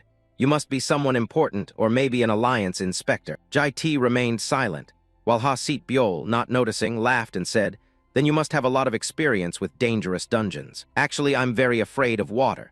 So this is my first time serving as a combat coordinator in an ocean dungeon like this." Saying that, she turned to Jai T, winked playfully, and added, "If I fall into the water, don't leave me. I'm heavy, so I'll probably sink." Jai T was instantly stunned into silence. Seeing this, Hasit Byol blushed. This is bad. I have to go do something real quick. I'm not usually like this. I'm just suddenly so nervous today." With that, she hurried off, and Jai T said nothing the whole time, merely watching her leave calmly. This Hasit Byol, you know, she's always been timid like that. She's not only afraid of deep water, she trembles at the sight of blood. But the person standing before Jai T now was not afraid of water at all. Even carrying fragments of memories lost from the timeline, Hasit Byol still didn't recognize him, because her core was different. She merely mimicked Hasit Byol using the host's memories. Perhaps her true soul had been bound by the seventh lord of the abyss, Rakshata, and the one who designed this whole situation was an entity outside the timeline. There was only one thing he wanted: Jai T's despair. He sought to make him collapse by forcing him to kill his own Hasit Byol. Truly a pure malice aimed straight at Jai T. But clearly the seventh Abyss Lord Rakshata didn't understand him very well. At that moment, from the deep sea, a massive tentacle writhed up. The faces of the people there immediately turned ugly. What emerged was the Kraken, a gigantic monster. The Kraken crawled onto the shore step by step. It was far larger than in the reports, truly befitting a giant species. At that moment, someone anxiously went up to Shiraishi and urged, "Captain Shiraishi, give the order." Shiraishi suddenly snapped to attention and hurriedly said, "All right. We have to deal with it fast, then go to the celebration. Frontline charge." As soon as he finished speaking, arrows of energy began to appear in his hands, and at the same time the guard team surged forward. Immediately, countless beams of energy hurtled toward the Kraken. At that moment, several afterimages flashed and vanished. When they reappeared, they were already in front of the Kraken. They frantically attacked it. Swords and blades kept striking, but the Kraken's outer hide was like iron and steel, basically impervious. Of course, they didn't give up and continued to assault. Fortune favored them. Someone managed to stab into the Kraken's eye. The pain made the Kraken more ferocious. The fighters immediately panicked, but it was too late. A massive tentacle lunged forward. With a crash, the tentacle slammed down hard. Shiraishi urgently shouted for everyone to brace. Spell-type superhumans, seal its tentacles. He also ordered support to amplify mana, and for the sharpshooters to provide continuous covering fire. Thus, they coordinated smoothly to fight back the Kraken, holding on until the combat coordinator found the weak point. But before long, the iron chains binding the Kraken began to show signs of snapping. The high monk controlling the chains immediately trembled and muttered, "It's too strong. It won't hold much longer." Shiraishi turned to Jai T at the rear and shouted, "Has the combat coordinator identified the weak point?" Jai T replied slowly, its left eye aimed for that. Shiraishi asked doubtfully, "Is that the core?" Jai T said flatly, "Hitting there makes it react in pain." Shiraishi nodded slightly to show he understood, but then he seemed to realize something. He cried out in alarm, "Ha Seat Byul, where is she?" Jai T answered calmly, "She hasn't returned since she said she was going to the restroom." Hearing this, Shiraishi shouted anxiously, "Damn it. Did she go crazy going to the restroom now?" He bit his lip fiercely and asked with difficulty, the left eye, "Are you sure?" Jai T didn't answer, but Shiraishi took it as confirmation and prepared to act. Seeing that, someone worriedly asked, "Captain, what are you going to do?" Shiraishi bellowed boldly, "Hold those tentacles tight. I'm going to strike hard." As soon as he finished, he unleashed his energy. Immediately, a beam of energy appeared in his hands. In an instant, Shiraishi shaped it into an arrow and screamed madly, "O dark beast of the abyss, I vow you shall sink into eternal sleep." As soon as his words ended, the arrow was fully drawn. Then Shiraishi slowly released it, the arrow slicing through the air with force. The arrow flew straight for the Kraken's left eye. With a boom, the arrow detonated on impact. The Kraken began to roar in pain. The others quickly fell back to avoid the blast. They shouted anxiously, "Did Captain Shiraishi succeed?" At that moment, the Kraken slowly collapsed. After delivering that blow, Shiraishi quickly made it to shore. Only his expression wasn't great, because he realized the force wasn't enough. If only he hadn't been injured in the shoulder back then. This alone wasn't enough to kill the Kraken. Shiraishi knew he had to finish it before it recovered. At the same time, a figure stood on a cliff not far away. As soon as they saw the Kraken sinking step by step, the person lifted their foot and jumped down. The person was none other than Ha Seat Byul, and her target was Shiraishi. Her eyes were bloodshot now, filled with killing intent. In this critical, hair-on-end moment, Jai T appeared to stop her. With a boom, the seawater suddenly exploded, spraying everywhere. Shiraishi stared blankly at the scene, mumbling in confusion. What was that? Something just flashed by. Beneath the deep water, shattered pieces of armor began to sink. Ha Seat Byul was sinking too. Her gaze had turned vengeful. She ground her teeth and muttered, "You bastard, since when did you know my plan?" Jai T stood coldly before her and said indifferently, "You don't understand me at all. I no longer harbor any feelings. The Ha Seat Byul of that time and the you of that time, though you shared bright moments together and endured a dark past, you killed them all with your own hands." After saying this, Jai T fixed his gaze on Ha Seat Byul. His face was full of killing intent. Ha Seat Byul looked at him with hatred and ground her teeth, asking, "You know me?" As she spoke, Ha Seat Byul suddenly realized something. "Ah, so that's it. No wonder it looks familiar. I think I'm starting to remember. Back then on the battlefield, right? We were a pair who lived and died together. We must have held hands, and maybe even shared a kiss under the starry sky." She leaned close to him and continued, "Those lips, rough as they were sweet. How could that be? If I had known you'd stop me like this, I should have bitten off your tongue back then." No sooner had she finished speaking than she punched him hard, but he immediately reached out and caught the blow. She began reverting to her true form as countless legs sprouted from her back. "You said earlier that you killed me back then, didn't you?" She had now completely transformed. "Then it's my turn to kill you. This is Prototype X in its complete form." She smiled with delight. "Is that right?" Without hesitation, she swung her many legs straight at him. Carried by the current, the tentacles were thrust forward. He didn't hesitate and swung his sword, easily cutting through the incoming tentacles. Just after he finished the slash, other tentacles sprang forward. He continued to deal with them with precise efficiency. This made Ha Seat Byul a little angry. She laughed loudly with pleasure, ha ha ha. Then she attacked him repeatedly, but every assault was easily thwarted by him. This made her somewhat puzzled. "Ha ha, could this really be the Jai T I knew? Compared to then, you've become overwhelmingly stronger. If you had been this strong back then, you could have protected both me and our comrades." She lunged forward and grabbed his hand. "But I've been curious since earlier. Why did you only block and refuse to attack? Could it be guilt? Unable to kill the woman you once loved one more time? Back then you tore me apart, stabbed and slashed me to pieces. You even plucked my eyes out cleanly. You don't know how much I suffered then, do you?" Old images suddenly began flooding his mind. Ha Seat Byul continued. "That morning I was so cold," she said, smiling. A smile that carried an indescribable pain. The image of Jai T appeared in her remaining eye. Then his image began to shrink and vanish. At that moment the system notified.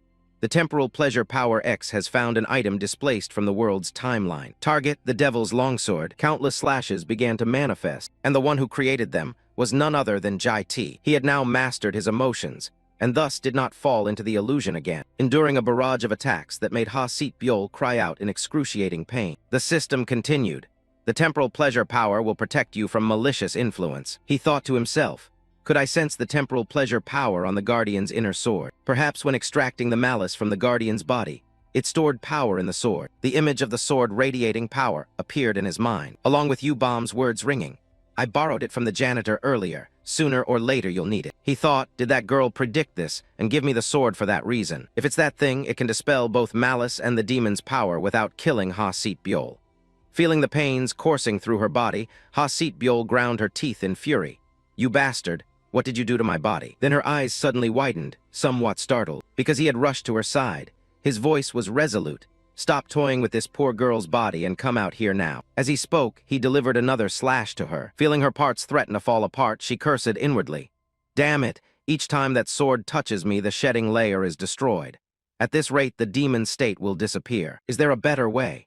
Then she turned her gaze to the giant squid lying on the sea floor. A smile spread across her lips. That's right, as long as my body doesn't touch it, it'll be fine, right? No sooner had she finished speaking than she dashed straight toward the squid below, and landed softly. Then countless tentacles began to grow from her body, piercing into each part of the giant squid's body. The power from her gaze burst forth. Immediately, she was now able to fully control the squid. Looking down, he marveled. This loop isn't just about the demon state.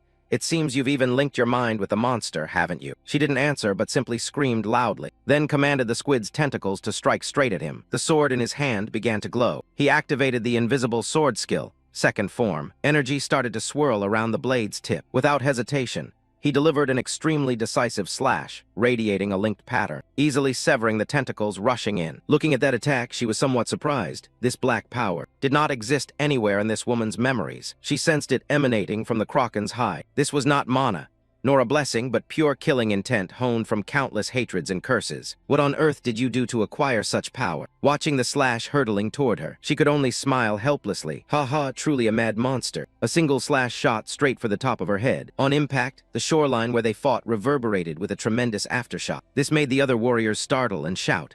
Ah, what's this? Why all of a sudden? Get out quick. Shiraishi also felt the power. He thought to himself that ominous strength must be his. He sighed. Well, unbelievable. What was supposed to be a private matter has ended up causing this commotion. After the battle, the sky returned to its clear state. Jai T's feet walked forward slowly. In his arms he now carried Ha Sit Byul, completely naked. The system then called to report. Begin collecting traces of malice contained within Ha Sit Byul. It notified that Ha Sit Byul must be monitored periodically to detect malice. Reading the notice, he only then breathed a light sigh of relief. It's temporarily over then. Suddenly, the communication bracelet on his arm vibrated. Ga Yul's voice rang out. Uncle, where are you? He replied, I'm dealing with something here. On the other end, her voice grew urgent. Come back quickly. If you're not here, Yo Riem is mixing your drink and drinking it AAA. He could only be helpless at these girls' mischief. Thus, the 71-member strike team of the International Superhuman Alliance completed the Kraken hunt at the Hethia Sea, S-rank dungeon. And one more thing. Shortly after, he took Ha Sit Byul back home with him. The sight of her stark naked left the kids at home with mouths agape and eyes wide in surprise. Please like, subscribe, and ring the bell for more awesome content.